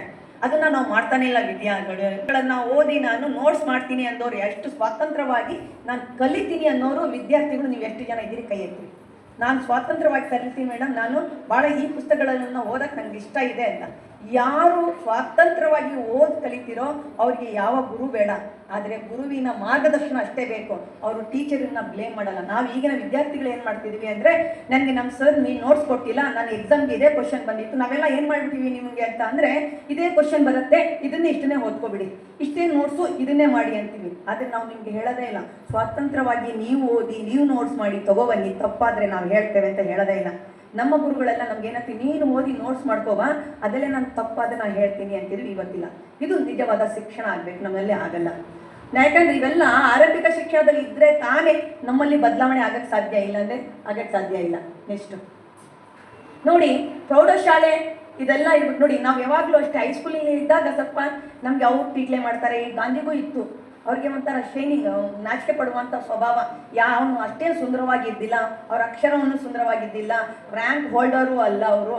ಆದ್ರೂ ಎಲ್ಲ ಅವ್ರಿಗೆ ಹಿಂಜರಿಕೆ, ನಾಚಿಕೆ ಸ್ವಭಾವ ಇತ್ತು. ಆ ನಾಚಿಕೆ ಸ್ವಭಾವ ಹೇಗೆ ಬದಲಾಯಿತು ಅಂತ ಮುಂದೆ ಬರುತ್ತೆ. ಆಮೇಲೆ ನೋಡಿ, ನಾನು ಇದನ್ನೆಲ್ಲ ಹೇಳಿದ್ದೀನಿ. ನಾವು ಯಾವಾಗಲೂ ಅಷ್ಟೇ ನಾವೆಲ್ಲ ಹೇಳ್ತೀವಿ, ನಮ್ಮಲ್ಲಿ NPS ಬಂದಿತ್ತು, ಲಾಸ್ಟ್ ನನಗೆ NEP ಬಂದಿತ್ತು. NEPಯಲ್ಲಿ ನಿಜವಾದ ಶಿಕ್ಷಣ ಅದರಲ್ಲಿ ಎಲ್ಲ ಇತ್ತು. ಯಾಕೆ ಅಂತಲೇ NEP ನನ್ನನ್ನು ಇಷ್ಟಪಡ್ತೇನೆ ಅಂತಂದರೆ, ಯಾರಿಗೆ ಯಾವ ಕ್ಷೇತ್ರದಲ್ಲಿ ಆಸಕ್ತಿ ಇದೆ ಅವರು ಆ ಕ್ಷೇತ್ರದಲ್ಲಿ ಹೋಗಿ ಓದಿ ತಮ್ಮ ಜೀವನ ರೂಪಿಸ್ಕೋಬೋದಿತ್ತು. ಹೌದು, ಅದರಲ್ಲಿ ನೆಗೆಟಿವ್ ಇದೆ, ಪಾಸಿಟಿವ್ ಇದೆ. ಸರ್ಕಾರಿ ಕಾಲೇಜಲ್ಲಿ ನಾವೆಲ್ಲ ಓದುವಾಗ ನನಗೇನು ಬೇಕು ಇರುವಂಥ ಸವಲತ್ತುಗಳು ಇಲ್ಲ, ಪ್ರೈವೇಟ್ ಕಾಲೇಜುಗಳಲ್ಲಿದೆ. ಆದ್ರೂ ಒಂದು ರೀತಿಯಲ್ಲಿ ನಿಮ್ಗೆ ಅವಕಾಶ, ಆಯ್ಕೆ ಮಾಡುವ ಅವಕಾಶ ಇತ್ತು. ಆ ಅವಕಾಶ ವಿದ್ಯಾರ್ಥಿಗಳಿಗೆ ಇರಬೇಕು. ನಾನು BCom ಬರ್ತಿದ್ದೀನಿ ಅಂತ ಅಂದರೆ BComಲ್ಲಿ ಯಾವುದೋ ಒಂದು 2 ಸಬ್ಜೆಕ್ಟು ಅವ್ರಿಗೆ ಇಷ್ಟ ಆಗಿರುತ್ತೆ, ಬೇರೆ ಸಬ್ಜೆಕ್ಟ್ ಇರಲ್ಲ. ಅದರಲ್ಲಿ ಸಂಗೀತ ಇರುತ್ತೋ ಇಲ್ವೋ, ಬೇರೆ ಬೇರೆ ವಿಚಾರಗಳಲ್ಲಿ ಅವ್ರಿಗೆ ಆಸಕ್ತಿ ಇರುತ್ತೆ, ಅದನ್ನ ಇರಬೇಕು. ನಮ್ಮಲ್ಲಿ ಹೇಳ್ತೀನಿ, ಹೈಸ್ಕೂಲಲ್ಲಿದ್ದಾಗ ಗಾಂಧಿ ನಿಜವಾಗ್ಲೂ ನಮ್ಗೆ ಇವತ್ತು ಬೇಕಾದಷ್ಟು ಹುಡುಗಿರೋ ಆಗಲಿ ಹುಡುಗರಾಗಲಿ, ನಿಮ್ಮಲ್ಲಿ ಹಿಮೋಗ್ಲೋಬಿನ್ ಬಹಳ ಕಡಿಮೆ ಇದೆ. ಆಮೇಲೆ ನೀವು ಅರ್ಧ ಗಂಟೆ ಕೂತ್ಕೊಂಡು ಕೇಳೋವಂಥ ಸಾಮರ್ಥ್ಯ ಇಲ್ಲ, 1 ಕಿಲೋಮೀಟ್ರೂ ನಡೆಯುವಂಥ ಸಾಮರ್ಥ್ಯ ಇಲ್ಲ. ವಿಲೇಜ್ಗಳಿಂದ ಬರ್ತೀರಿ, ನಿಮ್ಗೇನೋ ಸ್ವಲ್ಪ ಇರುತ್ತೆ, ಅಲ್ಲೇನೋ ನಾವು ಅರ್ಧ ಗಂಟೆ ನಿಮ್ಗೆ ನಿಲ್ಲಿಸ್ಬಿಟ್ರೆ ಆವಾಗ ಚಕ್ಕರ್ ಬಿದ್ದು ಅಲ್ಲೇ ತಲೆ ಸುತ್ತಾ ಇದೆ ಅಂತ ಅಲ್ಲಿ. ಯಾಕಂದರೆ ನಿಮ್ಮಲ್ಲಿ ಅನಿಮಿಯಾ ಇಲ್ಲ, ಫಿಟ್ನೆಸ್ ಇಲ್ಲ, ಫಿಸಿಕಲಿ ಫಿಟ್ನೆಸ್ ಇಲ್ಲ. ನೀವು ಗಾಂಧೀಜಿ ಹೈಸ್ಕೂಲಲ್ಲಿ ಓದುವಾಗ ತಂದೆಗೆ ಸೇವೆ ಮಾಡಬೇಕಿರೋದು, ಹಾಗಾಗಿ ಅವರು ಯಾವುದೇ ಆಟಗೆ ಹೋಗ್ತಿದ್ದಿಲ್ಲ. ಆಮೇಲೆ ಅವ್ರಿಗೆ ಗೊತ್ತಾಯಿತು, ದ ಲೈಫಲ್ಲಿ is A part and partial of very important in physical fitness ಅಂತ ಅವ್ರಿಗೆ ಗೊತ್ತಾಯಿತು. ಅವ್ರು ದಿನನಿತ್ಯ ತಮ್ಮ ಆಶ್ರಮದಲ್ಲಿ ಇದ್ದಾಗ ಇಲ್ಲ ಅಂದರೂ 4 ಕಿಲೋಮೀಟರ್ಗಳನ್ನು ದಿನನಿತ್ಯ ವಾಕ್ ಮಾಡ್ತಿದ್ರು. ನೋಡಿರ್ಬೋದು ನೀವು ಗಾಂಧೀಜಿಯ ಚಿತ್ರಪಟವನ್ನು ನೋಡುವಾಗ, ಯಾವುದೋ ವಿಡಿಯೋನ ನೋಡಿದಾಗ ಎಲ್ಲಕ್ಕಿಂತ ಹೆಚ್ಚಾಗಿ ಅವ್ರು ಫಾಸ್ಟಾಗಿ ವಾಕ್ ಮಾಡ್ತಿದ್ದು. ಆ ಏಜಲ್ಲೇ 75-76 ವರ್ಷ ಆದ್ರೂ ಭಾಳ ವಾಕ್ ಫಾಸ್ಟಾಗಿ ಮಾಡ್ತಿದ್ರು. ಅಂದರೆ ಅವರು ದಿನನಿತ್ಯ ಕೇವಲ ಎಕ್ಸಸೈಸ್ ಅಂದರೆ ಜಿಮ್ಮಿಗೆ ಹೋಗಿ ನಾವು ಮಾಡ್ತೀವಲ್ಲ ಆ ಥರ ಅಲ್ಲ, ಆಶ್ರಮದಲ್ಲಿ ಸ್ವಚ್ಛತಾ ಕಾರ್ಯದಿಂದ ಹಿಡ್ದು ಚರ್ಕ ನುಡಿಸೋದಿಂದ ಹಿಡ್ದು ವಾಕ್ ಮಾಡೋದ್ರಿಂದ, ಸಫಾಯಿಯಿಂದ ಎಲ್ಲವನ್ನು ಅವರು ವ್ಯಾಯಾಮದ ರೀತಿಯಲ್ಲಿ ದಿನನಿತ್ಯದ ಕಾರ್ಯಗಳನ್ನು ಮಾಡುವ ಮುಖಾಂತರ ತಮ್ಮ ಆರೋಗ್ಯವನ್ನು ಕಾಪಾಡ್ಕೊತಿದ್ರು. ಇವತ್ತು ನಾವೇನಾನ ನಿಮ್ಗೆಲ್ಲ ಕರ್ಕೊಂಡು ಹೋದರೆ ಇದು ನನ್ನ ಕೆಲಸ ಅಲ್ಲ, ಅಮ್ಮ ನೀನು ಮಾಡು, ನನ್ನ ಸಮಯ ಇಲ್ಲ ನೀನು ಮಾಡು. ನಮ್ಮ NSS ಕ್ಯಾಂಪಿಗೆ ಹೋದರೆ ಮಕ್ಕಳು ಮಾಡೋದು ನೋಡ್ಬಿಟ್ರೆ ನಾವು ಮಾಡಬೇಕು ನೀವು ಮಾಡಬೇಕು ಕ್ಯಾಂಪ್ನ ಬಿಟ್ಟು ಹೋಗ್ಬೇಕು ಅನಿಸ್ತಾ ಇರುತ್ತೆ. ಯಾಕಂದ್ರೆ ಇಲ್ಲಿ ಆಸಕ್ತಿನೇ ಇಲ್ಲ. ನಾವು ನಿಮ್ಮನ್ನು NSS ಕರ್ಕೊಂಡು ಹೋಗೋದು ಗಾಂಧಿ ವಿಚಾರ ತತ್ವದ ಮೇಲೆ. ಅಲ್ಲಿ ಏನು ಗೊತ್ತಾ, ಅಕ್ಷರ ಜ್ಞಾನನ ಹೇಳ್ಕೊಡಲ್ಲ ನಮಗೆ, ನಾವು ನಿಮಗೆ ಹೇಳ್ಕೊಡೋದು ಜೀವನದ ಜ್ಞಾನ ನಿಮಗೆ. ಅದು ಗಾಂಧೀಜಿಯ ವಿಚಾರ ತತ್ವದಲ್ಲಿ ಬರುತ್ತೆ. ನೆಕ್ಸ್ಟು ನಾವು ಇಲ್ಲಿ barrister, it is very important because you are all in under UGಲಿ ಇದ್ದೀರಿ, PGಯಲ್ಲೂ ಇದ್ದೀರಿ. ನಾನು ಇದನ್ನು ಬಹಳ ಮುಖ್ಯ ಅಂತ ಒಪ್ಕೋತೀನಿ. ಯಾಕಂದರೆ ನಾವು ಡಿಗ್ರಿ ಮಾಡೋಕ್ಕೆ ಬಂದಾಗ ನಮಗೂ ಗೊತ್ತಿರತ್ತೆ, ನಿಮಗೂ ಗೊತ್ತಿರತ್ತೆ ನಾವು 3 ವರ್ಷ ಓದಬೇಕು ಅಂತ. ನೀವು ಚೆನ್ನಾಗಿ ಓದಿದ್ರೆ ಪಾಸ್ ಆಗ್ತೀರಿ, ಏನು ಓದಿಲ್ಲ ಅಂದರೆ ಫೈಲ್ ಆಗ್ತೀರಿ. ಆದರೆ ಅವರು ಲಂಡನಿಗೆ ಹೋದಾಗ ಅವ್ರಿಗೆ ಗೊತ್ತಾಗಿತ್ತು, ನಾನು ಓದಿಲ್ದಿದ್ದು ಪರವಾಗಿಲ್ಲ, ಕಂಪಲ್ಸರಿ ಕ್ಲಾಸಿಗೆ ಹೋದರೆ ನಾನು ಹೆಂಗಾದರೂ ನಾನು ಜಸ್ಟ್ ಪಾಸ್ ಆದರೂ ನಾನು ಪಾಸ್ ಮಾಡ್ತೀನಿ ಅಂತ ನನಗೆ ಗೊತ್ತಿತ್ತು. ಆದರೆ ನನಗೆ ಇಲ್ಲಿ ಯಾಕೆ ಮಿಸ್ ನೀವು ಒತ್ತಿ ನಾನು ಹೇಳ್ತಿದ್ದೀನಿ ಅಂತ, ನೀವೆಲ್ಲ ಡಿಗ್ರಿ ಸ್ಟೂಡೆಂಟ್ ಇದ್ದೀರಿ. ಇಲ್ಲಿ ಭಾಳ ಮುಖ್ಯವಾಗಿದ್ದು ಗಾಂಧಿ ಅಧ್ಯಯನ ಮಾಡೋಕ್ಕೆ ಹೋದಾಗ ಅವ್ರು ಮಾಡಿದ್ದು ಲ್ಯಾಟಿನ್ ಭಾಷೆಯಲ್ಲಿ ಇದ್ದಂತಹ ಮೂಲ ಗ್ರಂಥ ಲಾನ ಓದುತ್ತಾರೆ. ಅದು ಬಹಳ ಮುಖ್ಯ. ಭಾರತದಿಂದ ಹೋದಂಥ ವ್ಯಕ್ತಿ ಅವನಿಗೆ ಇಂಗ್ಲೀಷ್ ಮತ್ತು ಗುಜರಾತಿ ಹಿಂದಿ ಬರ್ತಿರೋ ವ್ಯಕ್ತಿ ಮೂಲ ಗ್ರಂಥ ಲ್ಯಾಟಿನ್ ಭಾಷೆಯಲ್ಲಿರುವಂತಹ ಕಾನೂನನ್ನು ಓದುತ್ತಾನೆ. ಆದರೆ ನೀವು ನಮ್ಮ ಮೂಲ ಗ್ರಂಥ, ನನಗೆ ಕನ್ನಡ ಆಗಲಿ ಇಂಗ್ಲೀಷ್ ಆಗಲಿ ಏನು ಟೆಕ್ಸ್ಟ್ ಬುಕ್ ಇದೆಯೋ, ನಾನು ಹೇಳೋದು ಟೆಕ್ಸ್ಟ್ ಬುಕ್ ಅಷ್ಟೇ. ನಿಮ್ಮದು ಹಿಸ್ಟ್ರಿಯಲ್ಲಿರೋರು ಅಥವಾ ಕಾಮರ್ಸಲ್ಲಿ ಇರೋರು ಅವ್ರು ನೀವು ಎಷ್ಟು ಜನ ಕಂಪ್ಯೂಟರ್ ಸೈನ್ಸಲ್ಲಿ ಇರೋರು ಯಾರ್ಯಾರಿದ್ದೀರಿ, ನೀವು ಎಷ್ಟು ಜನ ಮೂಲ ಇಂಗ್ಲೀಷಲ್ಲಿರುವ ಟೆಕ್ಸ್ಟ್ ಬುಕ್ಗಳನ್ನು ಓದಿದ್ದೀರಿ, ಕನ್ನಡದಲ್ಲಿರುವ ಟೆಕ್ಸ್ಟ್ ಬುಕ್ಕನ್ನು ಓದಿದ್ದೀರಿ. ನೀವು ಯಾವಾಗ ಟೆಕ್ಸ್ಟ್ ಮೂಲ ಗ್ರಂಥಗಳನ್ನು ಓದ್ತಿರೋ ಎಂದು ಮರೆಯೋಕ್ಕೆ ಆಗಲ್ಲ, ಅದು ತಲೆಯಲ್ಲಿ ಕೂತ್ಬಿಟ್ಟಿರತ್ತೆ. ಗಾಂಧಿಗೆ ಗೊತ್ತಿತ್ತು, ಅವ್ರು ಏನನ್ನ ಮೂಲ ಗ್ರಂಥ ಲ್ಯಾಟಿನ್ ಭಾಷೆಯಲ್ಲಿ ಓದಿದೆ, ಜಸ್ಟ್ ಕಾನೂನಿನ ಓದಿ ಬಂದರೆ ಅವ್ರು ಯಾವಾಗಲೂ ಅವರು ಕಾನೂನು ಬ್ಯಾರಿಸ್ಟರ್ ಆಗೋಕ್ಕೆ ಸಾಧ್ಯನೇ ಇಲ್ಲ ಅಂತ ಅವ್ರಿಗೆ ಗೊತ್ತಿತ್ತು. ಹಾಗಾಗಿ ಅವರು ಮೂಲ ಗ್ರಂಥನ ಓದಿದ್ರು. ಅಷ್ಟೇ ಅಲ್ಲ, ಇಲ್ಲಿ ಇನ್ನೊಂದು ಮಾಡಿದ್ರು ನೋಡಿ. ನಾವೆಲ್ಲ ಓದುವಾಗ ನಿಮಗೆಲ್ಲ ಮೇಡಮ್ ಇವತ್ತು ನನಗೆ ಬೇಗ ಬಿಡಿ ಅಂತ ಇರ್ತೀರಿ, ಇಲ್ಲೂ ಗೊತ್ತಿರತ್ತಲ್ಲೋ ನನಗೆ ಗೊತ್ತಿಲ್ಲ. ಬೆಂಗಳೂರಲ್ಲಿ ಹೇಳ್ತಾರೆ ಯಾಕ್ರಮ ಅಂತಂದರೆ 2 ಗಂಟೆಗೆ ನಾನು ಬೇಸಿಕ್ ಕಂಪ್ಯೂಟರ್ ಕ್ಲಾಸಿಗೆ ಹೋಗ್ತಿದ್ದೀನಿ, ನಾನು ಹೋಗ್ತೀನಿ ಅಂತೀರಿ. ಆಮೇಲೆ ನೋಡ್ರಿ PPT ಮಾಡಮ್ಮ ನೀನು ಅಂದರೆ ಮಾಡೋಕ್ಕೆ ಬರಲ್ಲ, ವರ್ಡನ್ನು ಟೈಪ್ ಮಾಡು ಅಂದರೆ ಮಾಡೋಕ್ಕೆ ಬರಲ್ಲ. ಯಾವ ರೀತಿ ಕಂಪ್ಯೂಟರ್ ಕಲಿಯೋಕೆ ಹೋಗ್ತಾರೋ ನನಗೆ ಗೊತ್ತಿಲ್ಲ. ಆದರೆ ಗಾಂಧಿ ಇಲ್ಲಿ ಬ್ಯಾರಿಸ್ಟರ್ ಓದಕ್ಕೆ ಹೋದಾಗ ಅವ್ರು ನಾನು ಬ್ಯಾರಿಸ್ಟರ್ ಓದಕ್ಕೆ ಹೋಗಿದ್ದೀನಿ, ಆದರೆ ನಾನು ಇಲ್ಲಿ SSLCನೂ ಪಾಸ್ ಆಗಬೇಕು ಅಂತ. ಯಾಕಂದರೆ ಆಗಿನ ಕಾಲದಲ್ಲಿ SSLC ಪಾಸ್ ಆದರೆ ಬ್ಯಾರಿಸ್ಟರ್ ಆಗ್ತಾರೆ. ಅವರು ಭಾರತದಲ್ಲಿ SSLC ಪಾಸ್ ಆಗಿರ್ತಾರೆ. ಆದರೆ ಅಲ್ಲಿ ಫ್ರೆಂಚ್ ಮತ್ತು ಲ್ಯಾಟಿನ್ ಭಾಷೆ ಕಲಿಯೋಕ್ಕೋಸ್ಕರನೇ ಅವರು SSLCಗೆ ಹೋಗ್ತಾರೆ. ಅಂದರೆ ತನ್ನ ವಿದ್ಯಾಭ್ಯಾಸದ ಏನು ಬ್ಯಾರಿಸ್ಟರ್ ವಿದ್ಯಾಭ್ಯಾಸದ ಜೊತೆಗೆ ಇನ್ನೊಂದು ವಿದ್ಯಾಭ್ಯಾಸನ ಕಲಿತಾರೆ. ನೀವು ಎಷ್ಟು ಜನ ನಾವು ಏನನ್ನ ಹೇಳ್ತೀವಿ, ಡಿಪ್ಲೊಮಾ ಕೋರ್ಸ್ ಏನನ್ನ ಮಾಡಿ ನಮಗೆ ಬೇಕಾದಷ್ಟು ಸರ್ಕ್ಯುಲರ್ಸು ಹೈಯರ್ ಎಜುಕೇಷನಿಂದ ಬರ್ತಿರತ್ತೆ. ನೀವು ತಗೊಳ್ಳಿ ಅಂದಿದ ತಕ್ಷಣ ನನಗೆ ಅದು ಬ್ಯುಸಿ ಇದ್ದೀನಿ, ಇದು ಬ್ಯುಸಿ ಇದ್ದೀನಿ, ಅದು ಬ್ಯುಸಿ ಇದ್ದೀನಿ. ಯಾಕಂದರೆ ನಿಮಗೆ ಏನು ಬೇಕು ಅಂತಲೇ ಗೊತ್ತಿಲ್ಲ. ನಾವು ಅಂದ್ಕೊಂಡಿದ್ದೀವಿ, ನೀವು ಏನು ಅಂದ್ಕೊಂಡಿರೋದು ಅಂತ ಅಂದರೆ 120 ದಿನ ನೀವು ಪಾಠ ಮಾಡಿ 3 ಗಂಟೆ ಎಕ್ಸಾಮಲ್ಲಿ ಬರೆದು ಏನು ಪಾಸ್ ಮಾಡಿ ಸರ್ಟಿಫಿಕೇಟ್ ತೊಗೊಂಡ್ರೆ ಅದರಿಂದ ನನಗೆ ಕೆಲಸ ಬರುತ್ತೆ ಅಂತ ಅಂದ್ಕೊಂಡಿದ್ದೀರಾ ಮಕ್ಕಳ.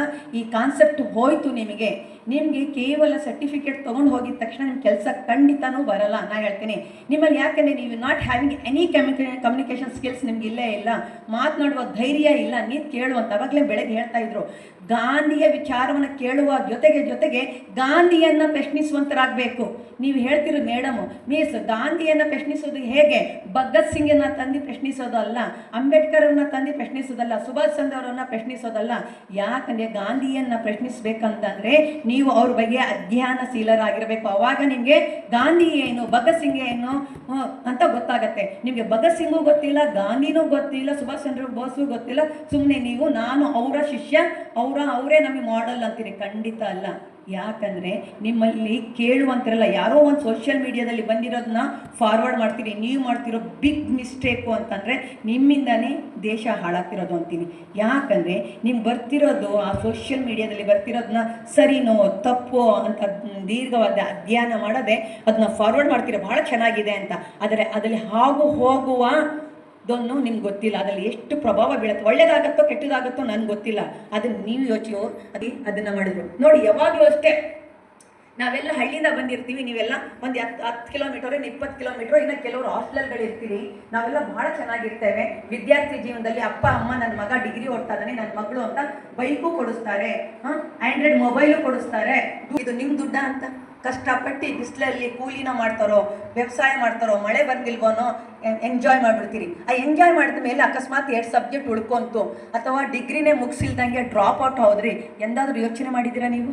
ಆದರೆ ಗಾಂಧಿ ಲಂಡನ್ನಿಗೆ ಹೋದಾಗ ಅವ್ರ ಅಣ್ಣ ಕೊಡ್ತಿದ್ದ ದುಡ್ಡು ಮಜಾ ಮಾಡಿಬಿಟ್ರು. ಏನು ಗೊತ್ತಾ, ಹೊಸ ಸಂಸ್ಕೃತಿ, ಆ ಪರಿಸರ, ಜೀವನ, ಊಟ ಶೈಲಿ ಎಲ್ಲನೂ ಮಾಡಿದ್ರು. ಕೊನೆಗನ್ನಿಸ್ತು ಇದು ನಾನು ಮಾಡ್ತಿದ್ದೀನಿ, ನನ್ನ ಡ್ರೆಸ್ ಚೇಂಜ್ ಮಾಡಿತ್ತು, ಪಿಟೀಲ್ ಕಳಿತೆ, ಡ್ಯಾನ್ಸ್ ಕಲಿತೆ, ಎಲ್ಲವನ್ನೂ ಮಾಡಿದೆ. ಆದರೆ ನಾನು ಮಾಡಿದ್ದು ತಪ್ಪು, ಇದು ನನ್ನ ದುಡ್ಡಲ್ಲ. ನೀವು ಪಶ್ಚಾತ್ತಾಪ ಎಷ್ಟು ಜನ ಇದೆ? ಯಾಕೆ ನಾನು ಗಾಂಧಿ ಪ್ರತಿದಿನ ಗಾಂಧಿಯನ್ನು ನಾವು ಹುಡುಕಿ ಗಾಂಧಿ ಮಾರ್ಗದಲ್ಲಿ ನಡೀರಿ ಅಂತ ನಾನು ಹೇಳೋದೇ ಇಲ್ಲ ಮಕ್ಕಳ. ಯಾಕಂದರೆ ನಿಮ್ಮೊಳಗೆ ಒಬ್ಬ ಗಾಂಧಿ ಇದ್ದಾನೆ, ಅವನು ನೋಡುವಂಥರಾಗಬೇಕು. ನಾನು ಏನೇನು ಹೇಳ್ತೀನಿ ಪ್ರತಿದಿನ ನಮ್ಮ ಜೊತೆಯಲ್ಲಿ ಬೆಳಗಿನ ಮಲಗೋವರೆಗೂ ಗಾಂಧಿ ನಮ್ಮ ಜೊತೆಲೇ ಇದ್ದಾರೆ. ನೀವು ಗಾಂಧಿಯನ್ನು ಮತ್ತೆ ಬನ್ನಿ, ಅಂಬೇಡ್ಕರ್, ಬಸವಣ್ಣ ಕರಿಬೇಡಿ, ನಿಮ್ಮಲ್ಲ ನೋಡುವಂಥರಾಗಿ. ಇದು ಹೌದಾ ಇಲ್ವಾ?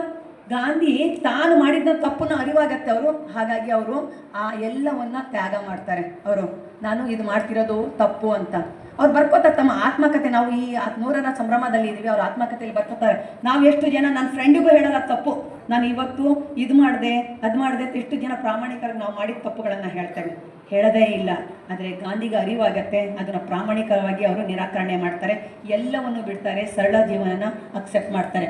ಆಮೇಲೆ ನೋಡಿ, ನಮಗೆ ನೋಡಿ ಯಾರನ್ನ ಇನ್ನೊಂದು ಕ್ವಶನ್ ನಂದು, ಎಲ್ಲರೂ ಸಾಮಾನ್ಯ ಎಲ್ಲರೂ ಕೇಳಿರ್ತೀರಿ, ಗಾಂಧೀಜಿಯವರ ತಾಯಿ ಯಾರು? ಪುತ್ಲಿಬಾಯಿ. ಸೊ ಬ್ಯಾರಿಸ್ಟರ್ ಹೋಗುವಾಗ ಅವರು 3 ಪ್ರಾಮಿಸನ್ನು ತಗೊಂಡಿರ್ತಾರೆ. 3 ಯಾರಾದರೂ ಹೇಳ್ಬೋದು ಅದು 3 ಯಾವುದು? ಸರಳ, ಹೇಳಿ ಕರೆಕ್ಟ್ ಸರ್. ನೀವಲ್ಲ, ನಮ್ಮ ಯುವಕರು, ನಮ್ಮ ಸ್ನೇಹಿತರು ಹೇಳ್ಬೇಕು. ನೀನಲ್ಲ, ಇರು ಅವರು ಬರಲಿ, ಆಮೇಲೆ ನೀನು ಹೇಳು. ಯಾಕೆ ನೀನೇ ಹೇಳ್ತಿದ್ದೆ, ನಿಂಗೆ ಅವ್ರಿಗೆ ಲೀಡರ್ ಆಗಬಾರ್ದು, ಅವರು ಲೀಡರ್ ಆಗಬೇಕು. ಯಾರು ಹೇಳ್ತಿದ್ರೆ ನಿಮ್ಮಲ್ಲಿ ಆ ಲೀಡರ್ ತನ ಇದೆ ಅಂತ? 3 ನಿಮ್ಮಲ್ಲೂ ಹೇಳ್ಕಳ್ಸಿರ್ತಾರೆ, ನಿಮ್ಮ ತಂದೆ ತಾಯಿ ದಿನ ಹೇಳ್ತಾ ಇರ್ತಾರೆ. 3 ಬಹಳ ಸರಳವಾಗಿದೆ. ಅಣ್ಣ ಎದಳೋ, ನೀನೆ ಬಹಳ ಲೀಡರ್ ಇದೆಯಾ, ನೀನೆ ಎದಳಬೇಕು. ಹಿಂದಿಂದ ಥರ್ಡ್ ಅಲ್ಲಿ ಸೆಕೆಂಡ್ 1 ನೀನೇ ಹಿಂದೆ ತಿರುಗಿ ನೋಡ್ಬೇಡ, ಎದಳೋ. ನಿನ್ ಪಕ್ಕದಲ್ಲಿ ಇರೋಣ ಅಣ್ಣ, ಎದಳೋ ನೀ ಸ್ಮಾರ್ಟ್ ಆಗಿದೆಯಾ, ಎದಳೋಣ, ಎದಳ್ಬೇಕು. ನಿನ್ಗೆ ನಿಮ್ಮ ಅಪ್ಪ ನಿಮ್ಮಮ್ಮ ಹೇಳಿ ಕಳ್ಸಿರ್ತಾರೆ, ತಗೋ ಪೆನ್. ಅವನು ಹಿಂದೆ ಎದಳಪ್ಪಿ. ಎದಳೋ ಅಂತ ಅಂದ್ಮಲ್ಲ. ಹೇಳಪ್ಪಿ, 1 ಹೇಳ್ಬಿಡು ಸಾಕು. ಏನ ಕೆಟ್ಟದಾಗ ನೋಡ್ಬೇಡ ಅಂತ ಅದೊಂದು ಮಂಗ 3 ಕುಡ್ಸಿದ್ದಾರೆ, ಅದಲ್ವೋ? ಹೇಳಪ್ಪಿ, ಎದಳ್ಬೇಕು, ಕುತ್ಕೋಬಾರ್ದು, ಎದಳ್ಬೇಕು ಬೇಗ. ಹುಡುಗಿರೋ ನಿಮ್ಗೆ ಎಬ್ಬಿಸ್ತೀನಿ ಇಲ್ಲಿ.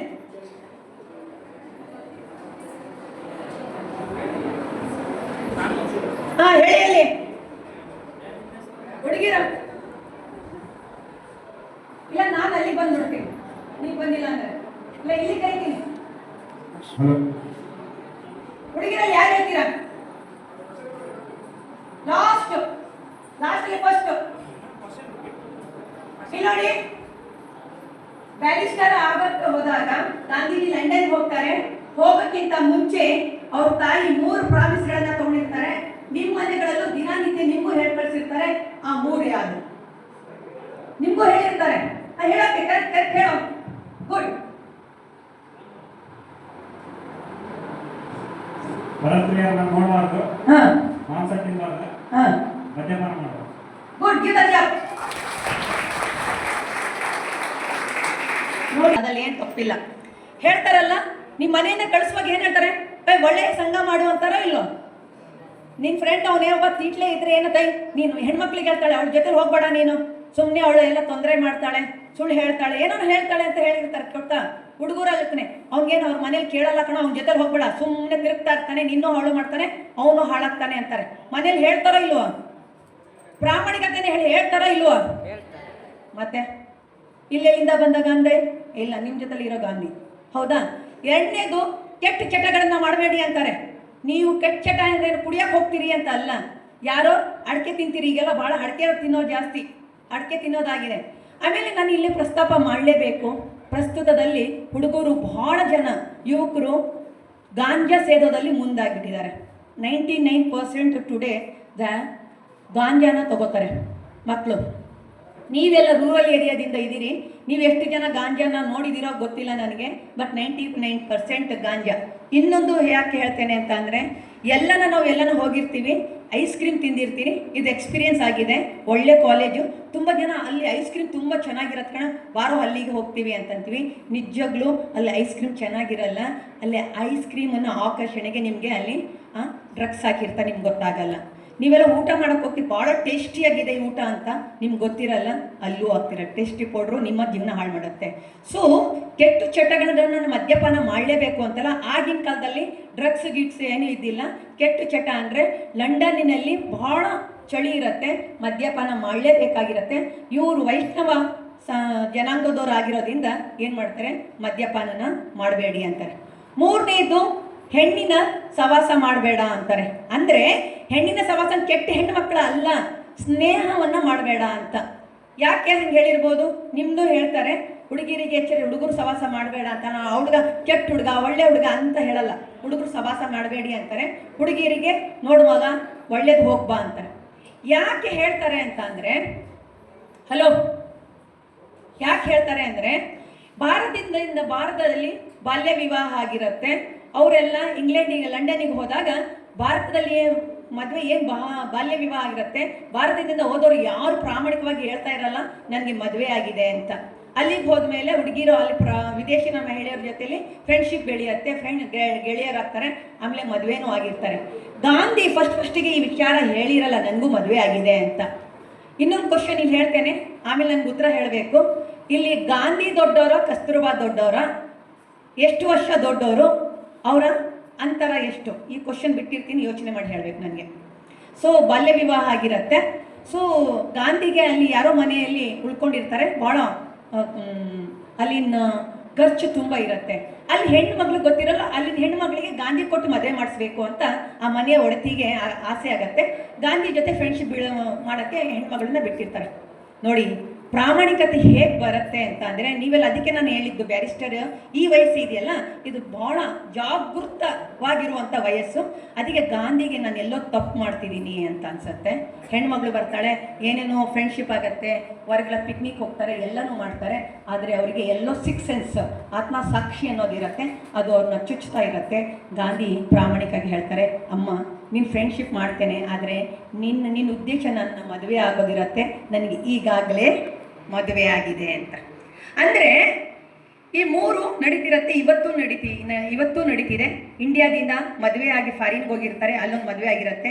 85% 90% ಇವತ್ತು ಫ್ಯಾಮಿಲಿ ಕೋರ್ಟಲ್ಲಿ ಡೈವರ್ಸಿಗೆ ಬಂದಿದೆ. ಇವತ್ತು ನೀವೆಲ್ಲ ನಾವು ವಿದ್ಯಾವಂತರು ಅಂತ ಹೇಳ್ತನಲ್ಲ, ನನ್ನ ಅಕ್ಷರವಂತರು, ಇದನ್ನೆಲ್ಲ ಮಾಡ್ತಿರೋದು ನಮ್ಮಂತವರು, ನಿಮ್ಮಂತರು ಅಕ್ಷರವಂತರು, ವಿದ್ಯಾವಂತರು ಅಲ್ಲ. ನಮ್ಮ ತಂದೆ ತಾಯಿ ನಮ್ಮನ್ನು ಎಷ್ಟೇ ಕಷ್ಟ ಬಂದು ನೋಡ್ಕೋತಾ ಇದ್ದಾರೆ. ಆದರೆ ನಾವು ಅಕ್ಷರ ಕಲ್ತಿರೋರು ಬೇಗ. ಯಾತಕ್ಕೆ ನಾನು ಹೇಳ್ತೇನೆ ಅಂತ, ರೀಸೆಂಟಾಗಿ ನಾವೆಲ್ಲ ಓದಿದ್ದೀವಿ, ನಾವು ಅಂತೀರಲ್ಲ, ಒಂದು AI ಬಂದಿದೆ ಅಂತ. ವಿದ್ಯಾವಂತರು ಕಲ್ತೋರು 80 ಲಕ್ಷ ವರ್ಷಕ್ಕೆ ತಗೋತಿರೋರು ಆತ್ಮಹತ್ಯೆ ಮಾಡ್ಕೋತಿದ್ರು. ಇದು ನಮ್ಮ ಶಿಕ್ಷಣ ಅಲ್ಲ. ಗಾಂಧಿಗೆ ಜೀವನದಲ್ಲಿ ಬಹಳಷ್ಟು ಬಂತು, ಆದ್ರೂ ಅವರು ಎದುರಿಸಿದ್ರು. ನೆಕ್ಸ್ಟು ನಾನು ಅದನ್ನ ಇಷ್ಟು ಅವರು ಬ್ಯಾರಿಸ್ಟರಿಂದ ಆಗುತ್ತೆ. ಬ್ಯಾರಿಸ್ಟರ್ ಆದಮೇಲೆ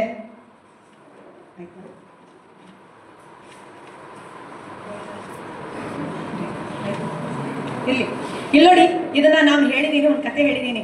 ಬೈರಾಗಿ ಕತೆ ಗೊತ್ತಿರ್ಬೋದು. ಗಾಂಧಿಗೆ ಹೆಂಗೆ ಅನ್ನಿಸ್ತು ಲಂಡನಲ್ಲಿ ಇದ್ದಾಗ ಅಂತ ಅಂದರೆ, ತನ್ನ ಬಟ್ಟೆಯನ್ನು ಅಂದರೆ ಉಳಿಸ್ಕೊಳಕ್ಕಾಗಿ ಇಲಿ ಕಚ್ತಾ ಇರುತ್ತೆ. ಇಲಿಗೋಸ್ಕರ ಬೆಕ್ಕು ಸಾಕ್ತಾನೆ, ಬೆಕ್ಕಿಗೆ ಹಾಲು ಕೊಡಬೇಕು, ಬೆಕ್ಕಿಗೆ ಏನು ಹಸು ಸಾಕ್ತಾರೆ, ಹಸುನ ನೋಡ್ಕೊಳ್ಳೋಕ್ಕೆ ಒಂದು ಆಳನ್ನ, ಅಂದರೆ ಖರ್ಚುಗಳು ಬೆಳೀತಾ ಹೋಗುತ್ತೆ. ಆ ರೀತಿ ಅವ್ರಿಗೆ ಬೈರಾಗಿ ಕತೆ ಅಂತ ಅನಿಸುತ್ತೆ, ಅದಕ್ಕೆ ತ್ಯಾಗ ಮಾಡ್ತಾರೆ. ಎರಡನೇದು ನಾವು ನೋಡಿರ್ಬೋದು. ಆಮೇಲೆ ನೋಡಿ, ನಾವು ಯಾವಾಗಲೂ ಅಷ್ಟೇ ನಮ್ಮ ಭಾಷೆ, ನಾನು ಯಾವಾಗಲೂ ಹೇಳಿದ್ದೀನಿ, ಲ್ಯಾಟಿನ್ ಭಾಷೆ ಮತ್ತು ಫ್ರೆಂಚ್ ಭಾಷೆ ಕಳಿಸಿ ನೋಡಿ. ಗಾಂಧಿ ನಾವು ಈ ಡಿಗ್ರಿಲಿ ಓದುವಾಗಲ ಮಾತ್ರ ನಮ್ಮ ಆಂತರಿಕ ಮತ್ತು ಬಾಹ್ಯ ಪರಿವರ್ತನೆ ಆಗಕ್ಕೆ ಸಾಧ್ಯ. ಪ್ರೈಮರಿಯಲ್ಲಿ ಇರುವಾಗ, ಹೈಸ್ಕೂಲ್ ಆದಾಗ ನಮ್ಗೆ ಈ ರೀತಿಯ ಏನು ಅನುಭವಗಳು ಇರಲ್ಲ ನಮಗೆ. ನಾವು ಇಲ್ಲಿಗೆ ಬಂದಾಗ ಹೇಗೆ ಮಾತಾಡಬೇಕು, ಹೇಗೆ ಬದುಕಬೇಕು, ನೀವು ಮನೆಯಿಂದ ಬಸ್ ಸ್ಟ್ಯಾಂಡಿಗೆ ಬಂದಾಗ ಅಕ್ಕಪಕ್ಕ ಬಸ್ಸಲ್ಲಿ ಬರುವಾಗ ಆಗುವ ಅನುಭವಗಳು, ಹೊರಗೆ ಹೋಗುವಾಗ ಆಗುವ ಅನುಭವಗಳು, ನಮ್ಮ ಜೀವನದ ಶೈಲಿಯನ್ನು ಬದಲಾವಣೆ ಆಗುತ್ತೆ. ಗಾಂಧಿ ಇಂಗ್ಲೆಂಡಲ್ಲಿಂದ ಹೋಗದೆ ಭಾರತದಲ್ಲಿ ಇದ್ದಿದ್ರೆ ಅವ್ರು ಯಾವ ರೀತಿ ಬದಲಾವಣೆ ಆಗ್ತಾ ಇದ್ದಿಲ್ಲ. ಹಾಗಾಗಿ ಅವ್ರು ಹೇಳ್ತಾರೆ, ನಾನು ಬ್ಯಾರಿಸ್ಟರಿಗೆ ಓದಕ್ಕೆ ಹೋಗಿದ್ದು ನನ್ನ ಈ ಶಿಕ್ಷಣ ಇದೆಯಲ್ಲ, ನನ್ನ ಆಂತರಿಕ ಮತ್ತು ಬಾಹ್ಯ ಪರಿವರ್ತನೆಗೆ, ಅಂದರೆ ನಾನು ಏಕತೆಯನ್ನು ಸಾಧನೆ ಮಾಡೋಕ್ಕೆ ಸಾಧ್ಯ ಆಯಿತು ಅಂತಂತಾರೆ. ಹಾಗೆ ಈಗ ನಾವು ಎಲ್ಲಕ್ಕಿಂತ ಮುಖ್ಯ ಬರಬೇಕು ಅಂತ ಅಂದರೆ ನೋಡಿ, ನಾವು ಯಾವಾಗಲೂ ಅಷ್ಟೇ, ನಾನು ಅವಾಗಲೇ ಹೇಳಿದ್ದೆ, ನಾವು ಈಗ ಪ್ರಸ್ತುತದಲ್ಲಿ ಶಿಕ್ಷಣ ಅಂದರೆ ನಮ್ಗೆ ಯಾರನ್ನ ಜಾತಿ ಬಗ್ಗೆ ಹೇಳ್ತಾರೆ, ಇವನು ಹಿಂದೂ, ಇವನು ಮುಸ್ಲಿಮು, ಇವನು ಕ್ರಿಶ್ಚನ್, ಈಗೆಲ್ಲ ಹೇಳ್ತೀವಲ್ಲ. ನಾವು ಗಾಂಧಿಗೆ ಹೇಳ್ತಾರೆ, ಅಲ್ಲಿ ಇಂಗ್ಲೆಂಡಿಗೆ ಹೋದಾಗ ಥಿಯೋಸ್ಪೆಟಿಕಲ್ ಇಬ್ಬರು ಅಣ್ಣ ತಮ್ಮಂದಿರಿರ್ತಾರೆ, ಅವರು ಭಗವದ್ಗೀತೆಯನ್ನು ಭಾಳ ವ್ಯಾಸಂಗ ಮಾಡ್ತಾ ಇರ್ತಾರೆ. ಗಾಂಧಿಗೆ ಭಗವದ್ಗೀತೆ ಬಗ್ಗೆ ಪರಿಚಯನೇ ಇರಲ್ಲ, ಓದಿರೋಲ್ಲ. ಹಾಗೆ ಅವರು ಎಷ್ಟು ಪ್ರಾಮಾಣಿಕತೆ ಹೇಳ್ತಾರೆ. ಗಾಂಧಿಗೆ ಯಾವುದೋ ಒಂದು ಭಗವದ್ಗೀತೆಯ ಬಗ್ಗೆ ಪ್ರವಚನ ಕೊಡಿ ಅಂದಾಗ ಗಾಂಧಿ ನಿರಾಕರಣೆ ಮಾಡ್ತಾರೆ. ಯಾಕಂದರೆ ನಾನು ಭಾರತೀಯನಾಗಿರ್ಬೋದು, ಭಗವದ್ಗೀತೆ ನಮ್ಮ ಧರ್ಮದ ಪವಿತ್ರ ಗ್ರಂಥವಾಗಿರ್ಬೋದು, ಆದರೆ ನನಗೆ ಅದು ಹೇಳುವ ಸಾಮರ್ಥ್ಯ ನನಗಿಲ್ಲ ಅಂತ. ನನಗೆ ಇವತ್ತು ನಮ್ಗೆ ಯಾರನ್ನ ಯಾವುದೇ ಒಂದು ಪುಸ್ತಕದ ಬಗ್ಗೆ ಮಾತನಾಡಿ ಅಂತಂದರೆ ಈಸಿಯಾಗಿ ಅಕ್ಸೆಪ್ಟ್ ಮಾಡ್ಕೋತೀವಿ. ನಾನು ಅಷ್ಟೇ, ಗಾಂಧಿಯನ ಬಗ್ಗೆ ಮಾತಾಡಬೇಕಾದ್ರೆ ನಾನು ಮುಂದೆ ಬರ್ತೀನಿ. ಯಾಕಂದರೆ ಗಾಂಧಿಯ ವಿಚಾರದಲ್ಲಿ ಸ್ವಲ್ಪ ಆದರೂ ಬದುಕ್ತಿದ್ದೀನಿ ಅಲ್ವಾ ಅಂತ ಹೇಳುವಂಥ ಸಾಮರ್ಥ್ಯ ನನಗಿದೆ. ಆದರೆ ಹಿಂದೂ ಆಗಲಿ ಮುಸಲ್ಮಾನ್ ಆಗಿದೆ, ಪವಿತ್ರ ಗ್ರಂಥಗಳ ಬಗ್ಗೆ ನನಗೆ ಗೊತ್ತಿಲ್ಲದಾಗ ಅವ್ರು ಹೇಳೋವಂಥದ್ದನ್ನು ನಾನು ಆ ಗ್ರಂಥದ ಬಗ್ಗೆ ಅವಹೇಳನಕಾರಿ ಭಾಷಣ ಕೊಡೋದು ತಪ್ಪು, ಯಾರೇ ಆಗಿರಲಿ ಅದು. ಆದರೆ ಗಾಂಧಿ ಅದನ್ನು ಸಾರಾಸಟ್ಟಾಗಿ ವಿರೋಧಿಸ್ತಿದ್ರು. ಅದಕ್ಕೆ ಅವ್ರ ಮೊದಲನೇ ಮಗ